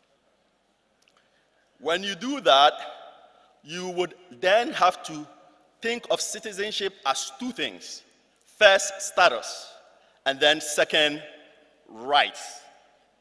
And so, in terms of status, we've already said one can become a citizen of Ghana at birth or some other way, naturalization. For people who are citizens at birth, they are either single citizens or mono citizens, or at birth, they are dual citizens. You can have people who at birth are dual citizens.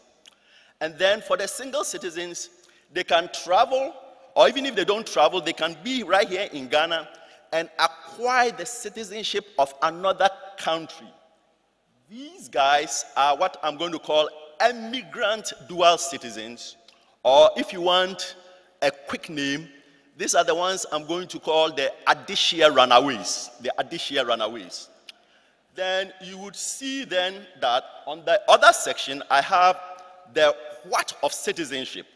Under that, there are some rights, and then there are some duties. So let's look at those rights, let's look at those duties, because they are very important. They are an integral part of citizenship. The Constitution says the most important right that a citizen can have is political participation. If you cannot participate fully in the politics of the country, you might as well not be called a citizen. So what is at the heart of political participation? At the heart of political participation is the right to vote, Article 42. But what exactly is inherent in the right to vote? Inherent in the right to vote is the right to be registered. But more important is also the right to be voted for. If you have the right to vote for somebody, but not the right to be voted for, then you are not a citizen, you are something else. You are something else. And then you would see that I list a whole bunch of other things that citizens can do that non-citizens can not do. So for instance, only citizens can be freehold landowners. Only citizens can confer citizenship on other people. A citizen can marry, and as a result of that marriage, the wife can or the husband can become a citizen. A citizen of Ghana is guaranteed free entry into the country anytime he shows up at the port. So when you show up at the port and you say, well, you are a Ghanaian, yes, but you are also a Canadian, therefore show me something else and or I'll take you back to Canada. That's all wrong. You can't do that because the Constitution itself says anytime a Ghanaian shows up at any port, he has free entry, as long as he can prove that he is a Ghanaian, as long as he can prove that he's a Ghanaian. Then of course, if you have some rights, then you have some duties. What are those duties?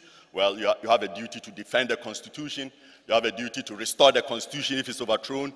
And you are immunized if you defend and then restore the Constitution.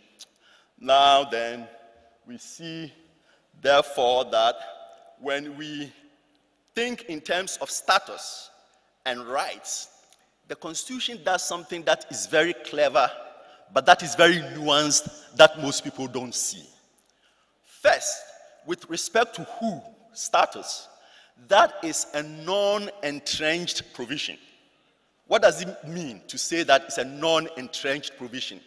It simply means 2/3 majority of Parliament can create a new class of citizens. So Parliament can just get up and say, well, if you are a good soccer player, you become a citizen of Ghana. That's okay. That's okay. They don't need anything more than the 2/3 majority.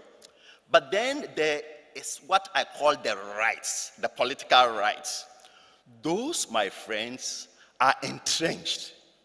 That basically means even if all parliamentarians got together and said, we are going to isolate citizens that live on the border, or dual citizens, or citizens who are religious, and we are not going to allow them to vote. We are going to deny them space in the political arena. The Constitution says, you can't do that, even if all of you want to do that. The only way you can do that is via a referendum. That is very important. It is the entrenched right. And this will become very important, my friends, because I'll show you that Parliament has created a class of citizens and have taken rights from them. Parliament cannot do that because that can only be done by referendum. By conflating status and rights, Parliament created a class of citizens that the Constitution itself does not allow. Now, let me distinguish between citizenship versus nationality, because sometimes people confuse the two things. Now, let's note that if you are a citizen at birth, then you are also a national of the country. If you are a citizen at birth, then you are also a national of the country. What does it mean to be a national versus a citizen? Well, nationality is cultural. Nationality is cultural. Ghanaians have our cultural ways. Citizenship is legal. Citizenship is legal. The Constitution says I'm a citizen, therefore I have some rights and duties. So I can be a Ghanaian citizen, but not a Ghanaian national. Let's say I come from China, and when I came from China, I married a Ghanaian. As a result of marrying that Ghanaian, I can become a Chinese Ghanaian. Even though I'm now a Ghanaian citizen, I'm not a Ghanaian national, because Ghanaian nationality can only be determined at birth. It's a one-time call. So nationality is cultural. Nationality is not juridical. That's a big word, which means it's not something that you can go to the court to argue about. Only nationals owe allegiance under what I'm going to call common law, under Blackstone. If you read a guy by the name of Blackstone, he believes that only nationals owe allegiance. So when we have allegiance in our Constitution, we are really not talking about citizens. We are talking about something else. And then, if you are a citizen who is also a national, the High Court cannot deprive you of your citizenship. Your citizenship is guaranteed for life. Now, let's talk about the other people who are citizens but are not nationals. Those are non-nationals. And remember, a non-national may not have any cultural connection with Ghana. So for instance, you can see a non-national and you'll be talking about Black Star and Baba Yara and Polo, and you say, what the heck are you talking about? I want to talk about something else. I want to talk about baseball. He doesn't share that cultural phenomenon with us. Non-nationals their citizenship is strictly juridical. It's only by law that they are citizens, but they don't have any affinity towards Ghana. Their allegiance is not to Ghana, it is to their birthplace. So my friend that I was talking about from China, his or her allegiance is not to Ghana, it's to China, it's to his or her motherland. And then the High Court can deprive him of his citizenship. The High Court can deprive him of his citizenship. I like to think in terms of non-nationals who are citizens. I call them Yabroni. And nationals who have become the citizens of other countries, I already told you, those are called the Adishia runaways. So let's keep that distinction, the Yabronis versus the Adishia runaways. Then, let's summarize the distinction between citizenship versus nationality. You can have plural citizenship, but you can only have single nationality. Nationality is defined by your motherland. It's defined by your motherland. In this regard, nationality can be likened to a biological mother, while citizenship can be likened, the married people here are not going to like me very much, but I'm going to say this. Citizenship can be likened to a spouse.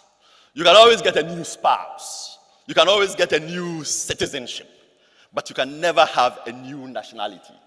So Yabroni, though Ghanaian, has an unseverable motherland distinct from Ghana. And Odisha runaway, though now a citizen of another country, has Ghana as his or her unseverable motherland. He's hooked for life. He's hooked for life. Now, why is my friend, the Odisha runaway, acquiring the citizenship of another country? I give 5 reasons, but there are many more. 1, sometimes if you live in a country and you are a permanent resident of the country, the political winds may attack your residence. So for instance, many of you may have heard of Donald Trump, and he's a little anti, let's say, immigrants. And so you are worried that he's going to implement some policies that may affect you, so you quickly convert your residence to citizenship. Or sometimes to become eligible for certain positions or certain grants in the country, you have to become a citizen. Sometimes to facilitate travels for positions that require frequent travel. So sometimes you may go to Europe to present a paper, and while there you have to go to England, you have to go to Scotland, you have to go to Norway, you have to go to Denmark, you have to go to Netherlands. If you try to get visas for each of those countries, it can drive you nuts. Sometimes you acquire it involuntarily. Look at Austria, a country like Austria, prior to 2003, in order to become a full professor in Austria, you had to be a citizen of Austria. So your position gives you that citizenship. And then sometimes you want to safeguard your property interests because you have homes, you have a pension, you have healthcare benefits. I only have 5 minutes. Are you guys okay with me stopping this presentation that I'm giving?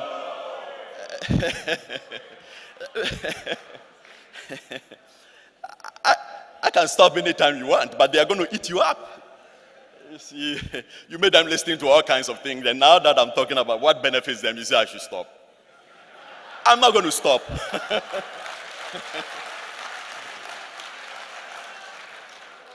Now, I know many Ghanaians who acquire the citizenship of another country.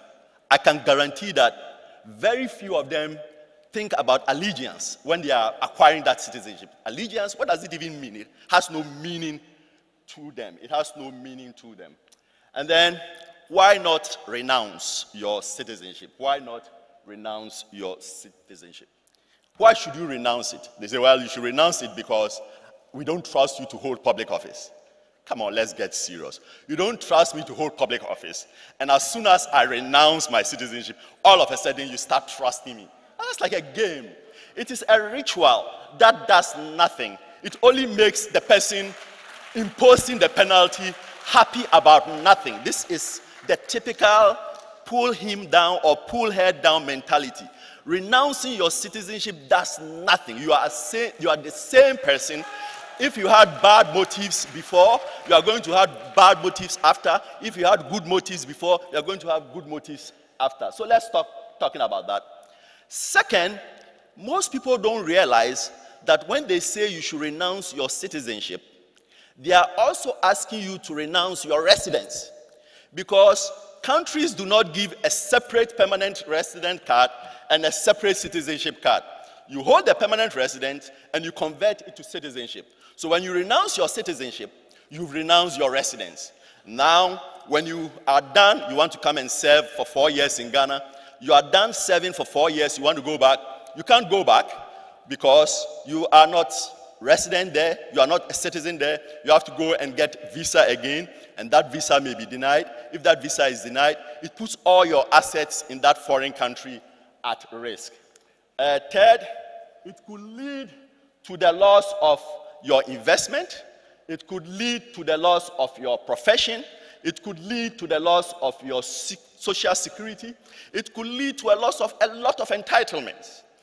Finally, it requires the really, in my mind, heart-wrenching thing of asking someone who has been born a dual citizen, choose between your father or your mother. We should never put anyone through that mental torture. We should never put anyone through mental torture. Notice that we never ask residents who want to come and serve to give up their residence.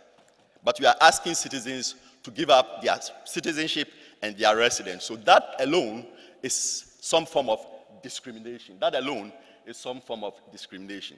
So let me quickly summarize.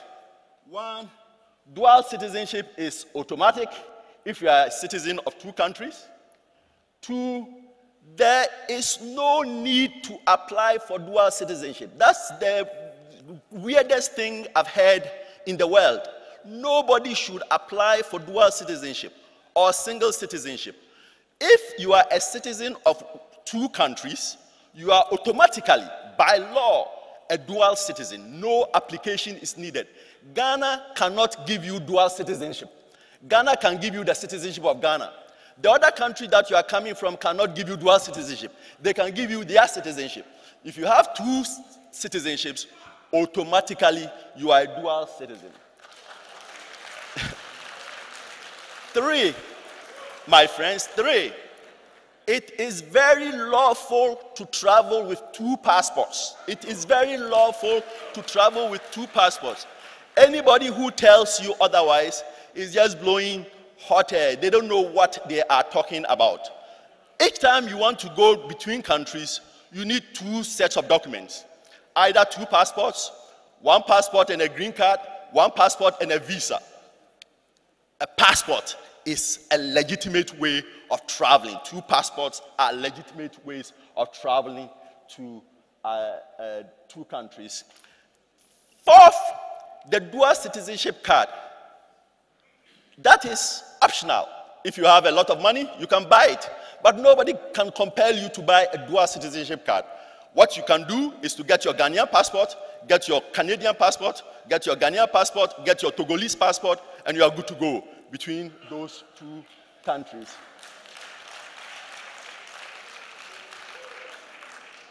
The worst thing you can do is to have a Ghanaian passport and a dual citizenship card. It's completely a waste of your money. If you have the Ghanaian passport and you are planning to apply for the dual citizenship card, call me and send me that money because you have too much money and you don't know what to do with the money. And the last point, many dual citizens live right here in Ghana. Dual citizen is not a diaspora problem. It is an opportunity in today's world where there is constant communication and travel and labor is mobile. As many years ago, 300 years ago, you were born a Ghanaian or you were born a British and you never traveled and you died a British. Today, people travel a lot. It is very easy to travel. People are marrying without regard to what the spouse's country is. And so dual citizenship will be on the rise rather than on the decline. And that's what I will do. Now, my friends, should I go on or should I stop? Go on, yes. Aluta continued. Now, how many positions do you think they say you cannot hold if you are a plural citizen? 27, at least, 27 at least. Let me show you the positions. There are 3 sources of law. One is the Constitution as promulgated in 1992. 2 is the Constitution as amended in 1996 by a one-party parliament. And 3 is not the Constitution. 3 is actually a statute. Yes, Parliament made a law in 2000 and created some more exclusions. In this presentation, the Article 94(2)A restrictions are called the Allegiance Clause, and the Allegiance Clause lead to what I call Tier 1 exclusions. Then the Article A2 amended, which I'm calling the Dual Citizen Penalty Clause, that I'm going to call the Tier 2 exclusions, and then the Citizenship Act 2000 or Act 591, that I'm going to call the Tier 3 exclusions. Now you can see Article 94(2) says, a person shall not be qualified to be a member of Parliament if he owes allegiance to a country other than Ghana. Nobody understands what that means. But what you can see clearly is it doesn't talk about even a citizen. It talks about a person. Somehow, people have taken this simple language and assumed the Constitution is saying a person shall not be qualified to be an MP if he's a dual citizen. Why doesn't that make sense? Well, that doesn't make sense because if you read the 1992 Constitution, it didn't even allow dual citizens. So the Constitution, which did not allow dual citizenship, is saying a dual citizen cannot be a member of Parliament. That is not correct. The only reason people are saying this is because they are not reading the Constitution carefully. I can convince a panel of people that Article 94(2)A has nothing whatsoever to do with dual citizenship. Now, what are the consequences? What are the consequences?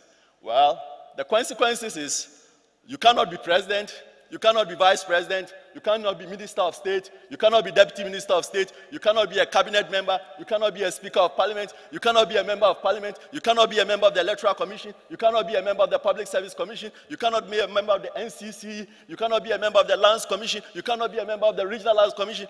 Now look at that. You cannot find a political party, you cannot be an executive member of the political party, you cannot be a leader of a political party. So all those of you in the overseas branches, you see what they are saying? They say you cannot be an executive member of a political party. Now, let's look at the paradox here. A dual citizen can be an Asantehene, and the Asantehene owns all the land. The lands are vested in his hands. But under our laws, as incorrectly interpreted, the Asantehene cannot even sit on the Ashanti Regional Lands Commission. My friends, that is crazy. And the reason it's crazy is because they are misinterpreting it. Then, in 1996, Parliament got up. They said, well, we want to amend the Constitution. We want to allow people to become dual citizens. Good, you can do that because that is citizenship as status. But we are going to exclude them from holding some offices. No, you cannot do that because political rights are entrenched. As a result of that, they added more positions, ambassador, secretary. I'm not going to go through all that. Look at what they also said. They said a new generation of parliament does not even have to go through amendment. Parliament itself can add to the list. Parliament itself can add to the list. Justice Sophia Akufu and Rose Owusu, in a case that I sent to the Supreme Court, they said, no, Parliament cannot do that. Parliament cannot do that. The men on the court disagreed with them. The men on the court disagreed with them. In my opinion, the men are wrong. In my opinion, the men are wrong. Then, with their new power that they got under Act 527, Parliament quickly in 2000 enacted Act 591. And in Act 591, they added more things that you cannot do. But look at the most annoying thing that they added. Look at the last one. It says, the minister here is the Minister of Interior or the Minister of Foreign Affairs. The minister can the minister can just say, well, today I don't want dual citizens to be this, and that will become law. That is how low these people think of plural citizens. Fortunately, I got a very conservative Supreme Court. A Supreme Court that, by the way, they don't even allow dual citizens to serve on there. They said, no, you can't go that far. Ministers cannot do that. I'm here arguing that Parliament cannot do that by an ordinary statute. Parliament cannot do that by an amendment. The only way you can take political rights from people is to go and have a referendum. So, my friends, let me summarize. If you are a plural citizen in Ghana, you have no voice in the legislature. You cannot serve in the executive because you cannot be a minister, you cannot be a deputy minister, you cannot be president. You cannot, if you are unhappy, go to the Supreme Court. You can go there, but you cannot sit on that Supreme Court. You cannot form a political party to fight them. You cannot join an existing political party and be leader to fight them. You cannot be an executive member of a political party to fight them. You cannot hold 27 positions.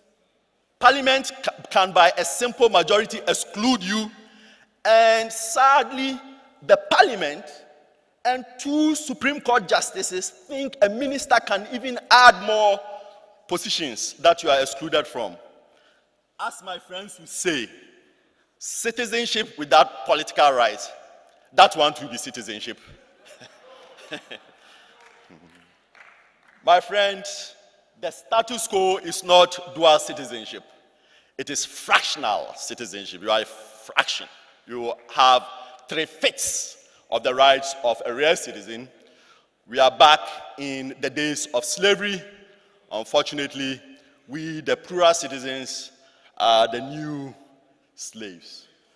I want to stop here because I think they are very unhappy with me.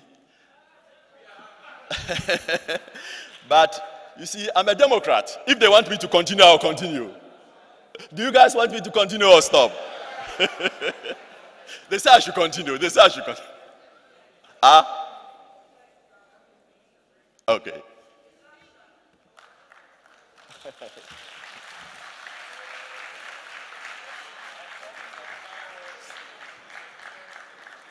Thank you very much, Professor Kweku Asari. Please give me the program.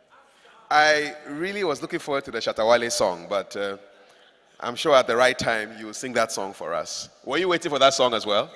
That song will come in a short while. I just want to, just before we go for lunch, and maybe we'll get the song, let's just hear from Mr. Jermaine Nkrumah.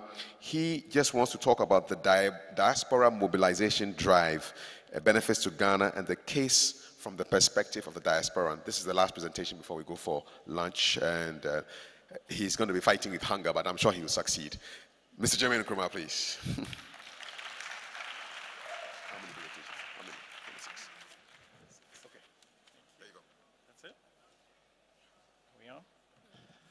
Wow. Well, where's Reginald? Thanks for putting me behind Prof.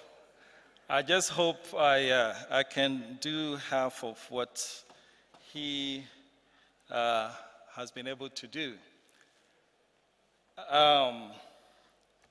Let's see. Okay, I'm not technically savvy, so I'm going to use this. Ladies and gentlemen, all protocols observed. My friend promised you a song, but he did not deliver. And so, since I cannot compete with him on legal grounds, I'm going to try to get my singing talents do it for me. That statement, what does it mean in Chi? Okay, you know the song, right? Well, I have the diaspora version. It goes like this. Yen susu yasasini ewo ya kumehupa yen sika ninim die na timi aboa ma ya chichiri o mino.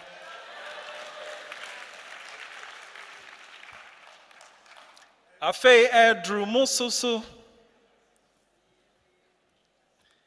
samubeye bibia mayen. Now this is the point I got stuck, so I guess I'm going to have to solicit some songwriting help from the audience. Is that about right?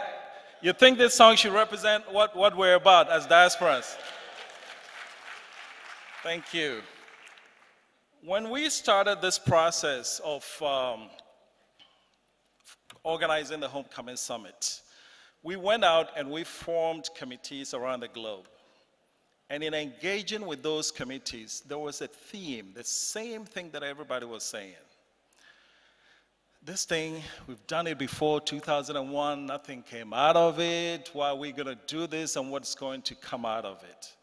And so I took that very seriously and decided that I am going to work tirelessly to make sure that the tickets that you purchased, the time that you took off from work to heed the call to come here will not be in vain. And so life after this summit is very, very, very important. And that's what I'm privileged to present upon. When you talk about the diaspora issues, there are three main items that people really do care about.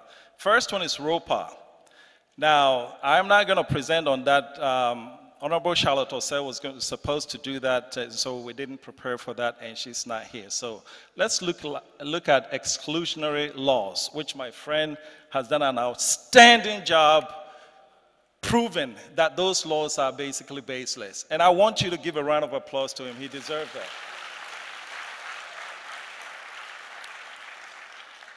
The next one, the third one, is what I have a brief presentation on, which is institutional representation.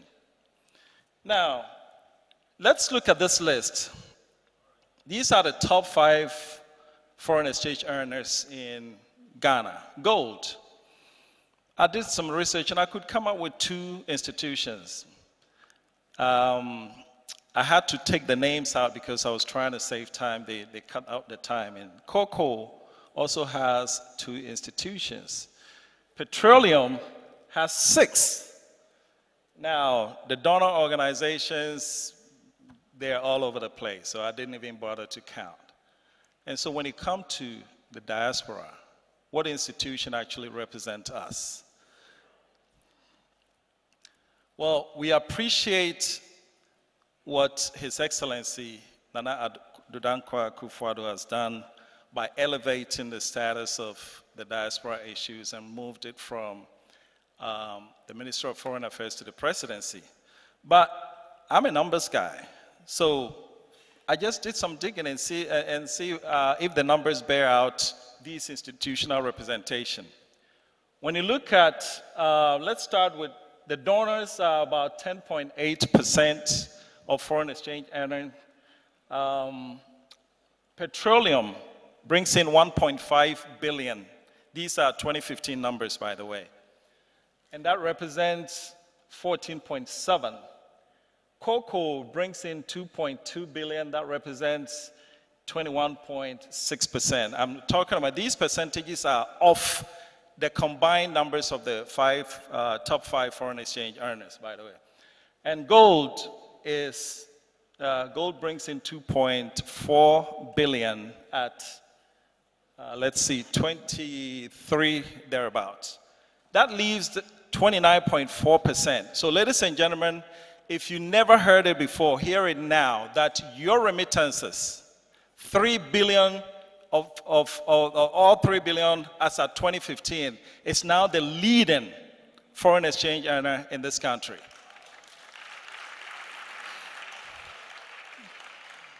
Now, World Bank has us at 2.1, but you do estimate, so there are some scientific estimation that put us at 3 billion, all right?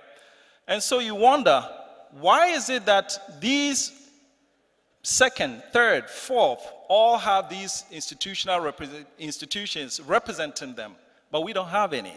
And so my argument is, it is high time we had a permanent institution representing the interest of the diaspora, and not only that, to fully harness the potential that are locked all over the globe.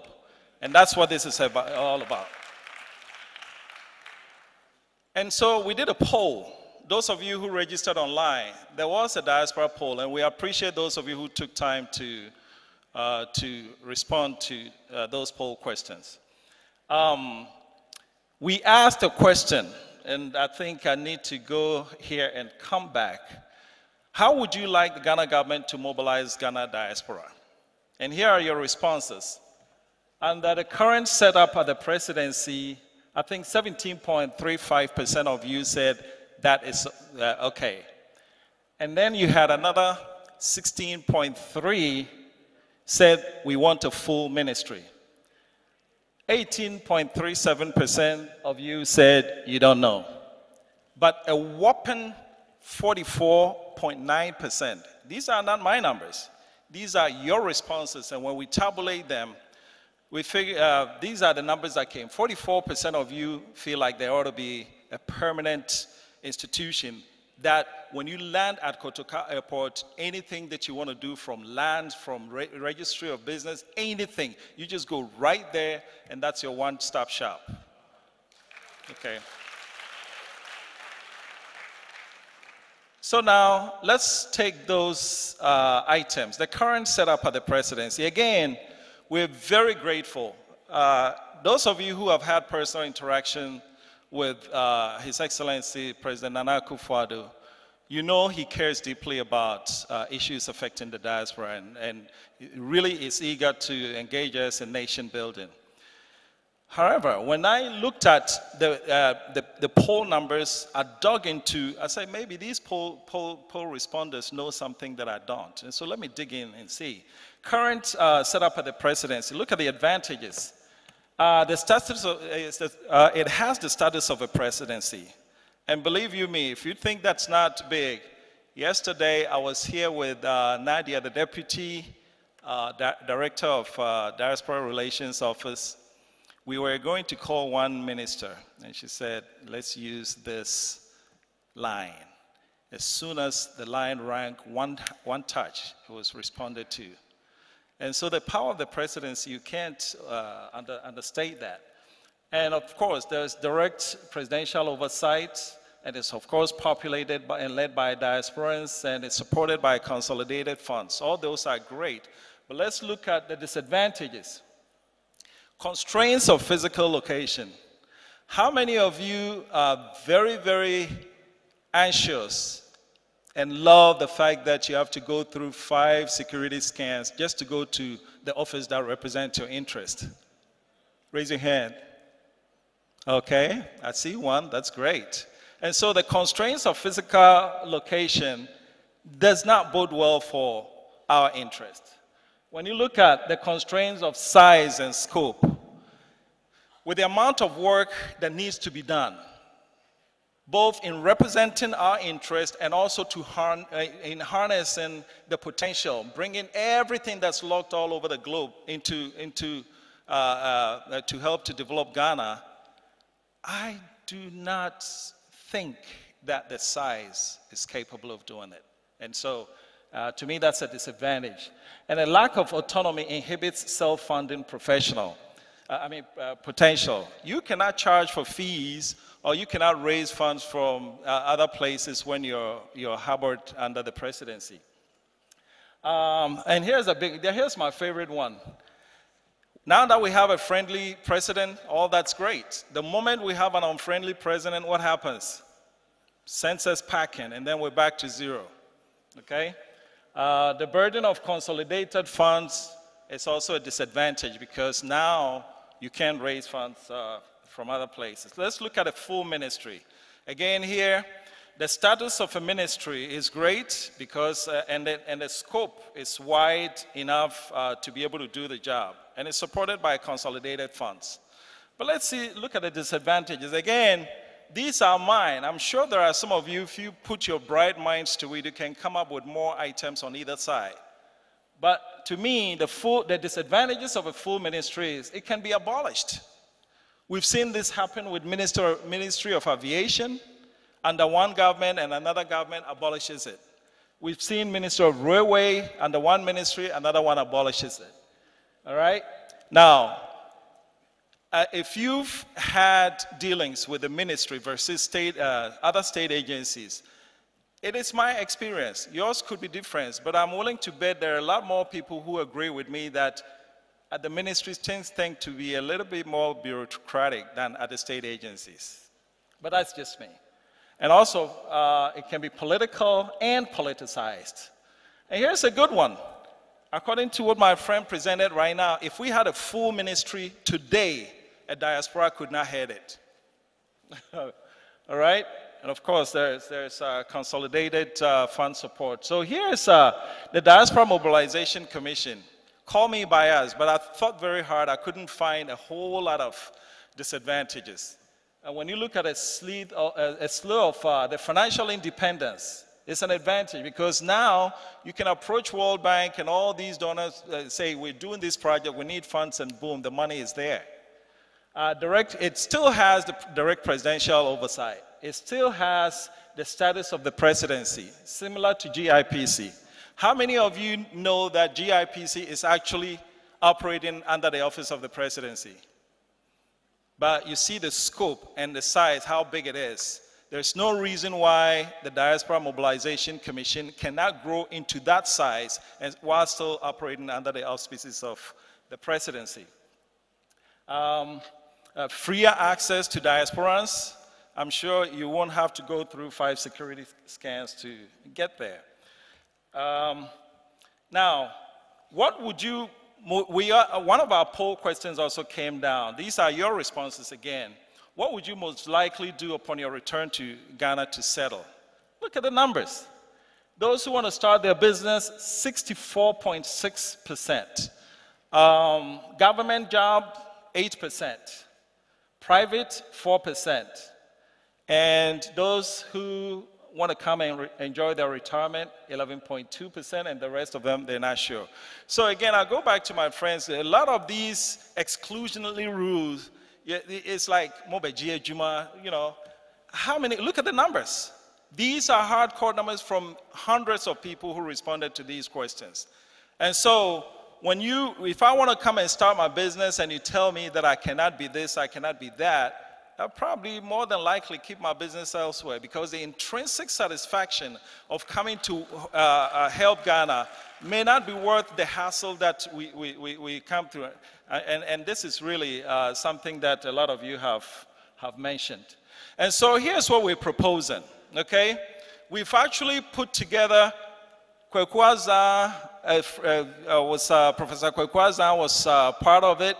I have to give credit to Professor Edward Akufu of University of Vancouver, and then Isaac Kwesi Sapon of North Carolina. The 4 of us composed this document. We gave ourselves a timeline to finish on Christmas Day of 2016, and he bears testimony. On the morning of Christmas Day 2016, the 4 of us were on conference call. I could hear my kids calling, Daddy. You know kids and Christmas. But we had to finish on Christmas Day, and on that morning, we wrapped up the document that now has been unanimously acclaimed as the policy document that can potentially guide this, the formation of a Diaspora Mobilization Commission. And so it will be governed by a 9-member board, the board chairman, the current director of Diaspora Relations Office, more likely based on the president's decision, could become a CEO instead. That's an upgrade, okay? And he sits on a board. And then we've gone around the world. When you talk about diaspora, I think there is no question that United States and UK dominate in numbers. And so we've proposed one board seat for each of those countries. And then in addition, we have 1 member for the Americas and 1 member from Europe, and then a member from Africa, a member from Middle East, and then a member from Asia and Oceania. So these 9 people come to sit at the table with a rich experience of what their respective communities understand and what their needs are. On the executive side, again, we'll have CEO, could very well be the current director of, a matter of fact, more likely than not, he will be the CEO of that commission, Kwesi Ewuabebiu. And this is the chart that we're proposing. Secretary/PA, IT coordinator, you can't do anything without IT these days, public relations, legal, and then 4 continental directors that would be, again, we've categorized them into their respective areas. And we believe this, once this is formed, it would be adequate in representing us and also harnessing the potential that we have locked all over the world. Now, the functions, I'm not going to go through it in time. Again, I think it's been announced that all these presentations are going to be housed online. They're going to be transformed into PDF and placed online, so you can get those later. So I'm going to skip the function area. But how do we get to the end state from where we are? And again, I was gracious, I was happy that the current occupant of the seat, Director of Diaspora Relations Office, reached out, and here are the recommendations that I gave to him. Maintain the current office at the presidency, but make the business case for an adequate annual budget. All right? Then rent a satellite office to shift operations away from the Jubilee House so as to facilitate physical interaction. Staff the satellite office using a corporate structure in the previous slides, and grow slowly from there until the requisite statutory procedure to become an independent state agency. Ladies and gentlemen, I thank you for your time. This is what we are proposing for the President.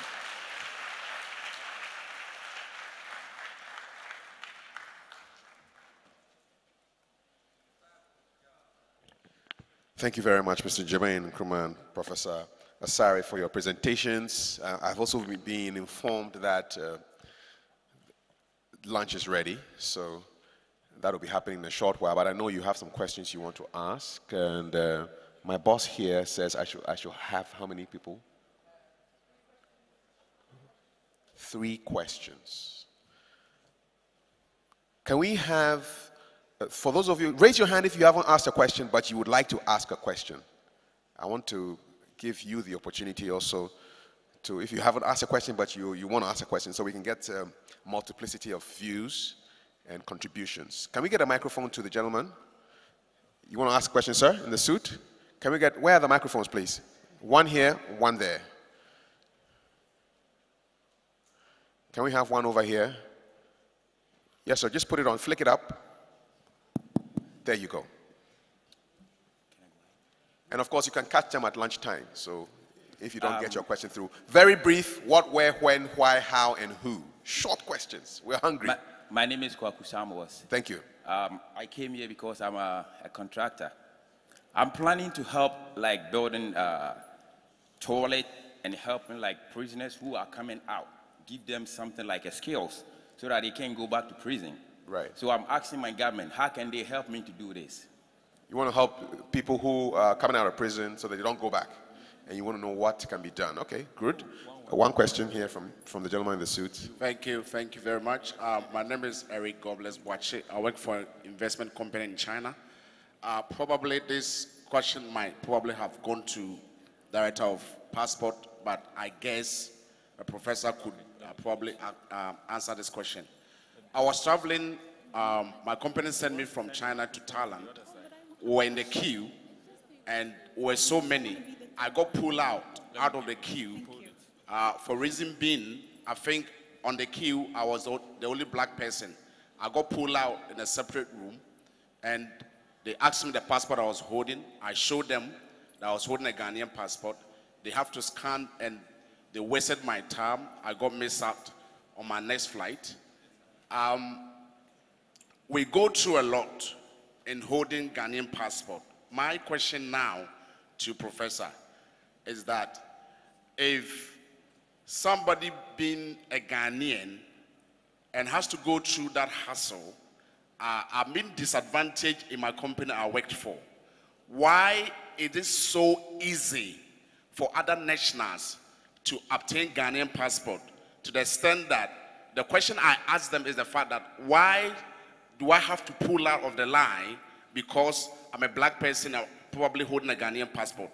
To the extent that this information they give me that other nationals, I don't want to mention names, have access to Ghanaian passport. And therefore, the image and the reputation we have as Ghanaians traveling with Ghanaian passport has been tarnished. And I could imagine that there has been some videos going on. A criminal who is probably coming from one of the West African countries is holding a Ghanaian passport with his families. So what is the details or what is the procedure for someone to have a Ghanaian passport so that we who are genuinely doing genuine things could probably use the Ghanaian passport without have to go through so many hassles, sir? All right, so thank you. I wish the foreign minister was here or the director of passport were here. But if you didn't allow me to ask this question. Yes, but they are not here to answer you, sir. Thank That's you. the question. So please send it up, and then we will get the response for you. Thank you. But probably he could touch on that. Thank you. Thank you. Hello. Yes. My name is Anita Abwaje, representing African Fashion Canada. My question is, I've been here for about 3 months and I'm seeing that there's a lot of talent in Ghana. But I'm noticing that there's also a lot of duplication in the productions that happen here in Ghana. So what is the government doing to trademark the productions or the things that are produced here in Ghana? All right, thank you very much. Thank you. I really wish that we could have questions that my panel can answer, because we don't have any government representatives here right now. Mr. Jermaine Nkrumah is on the planning committee, and he spoke about the need for making sure that the diaspora relations office becomes almost to the level of a state agency. Professor Asari talked about the issue of the inconsistencies in the law regarding dual citizenship. I would appreciate it if those questions are on those topics. Otherwise, we can probably say thank you and we step out for lunch. Is that okay? It's because then if you have other related questions, you want to send them to the secretariat, we will get you the answers to those questions, post them up on the website, and you'll get all the responses that you need. Okay? Let me just take two more. Yes, lady in black. Do you have a microphone? No microphone. So, my name is Karina, and I want to find out if you are a U.S. citizen and you have children, and you want a dual citizenship, how do you, and you are a national of Ghana, how do you transit the children also to having dual citizenship? Is this a question you can answer, Professor Asari? Okay, and we'll take a last question. Yes. Prior to just recently, I understand this is about diasporas of Ghana, but I too am a diaspora, and I'm also a Ghanaian citizen. I'd just like to know, for those of us, I speak on behalf of those of your cousins, your distant cousins, who would like to return home. Will there ever come a time when those of us who were born in America as a result of the transatlantic slave trade will ever be considered to come back home as a diaspora? Thank you. Thank you. I can get some responses now. Professor Asari, do you want to respond to the question the lady said? Yeah.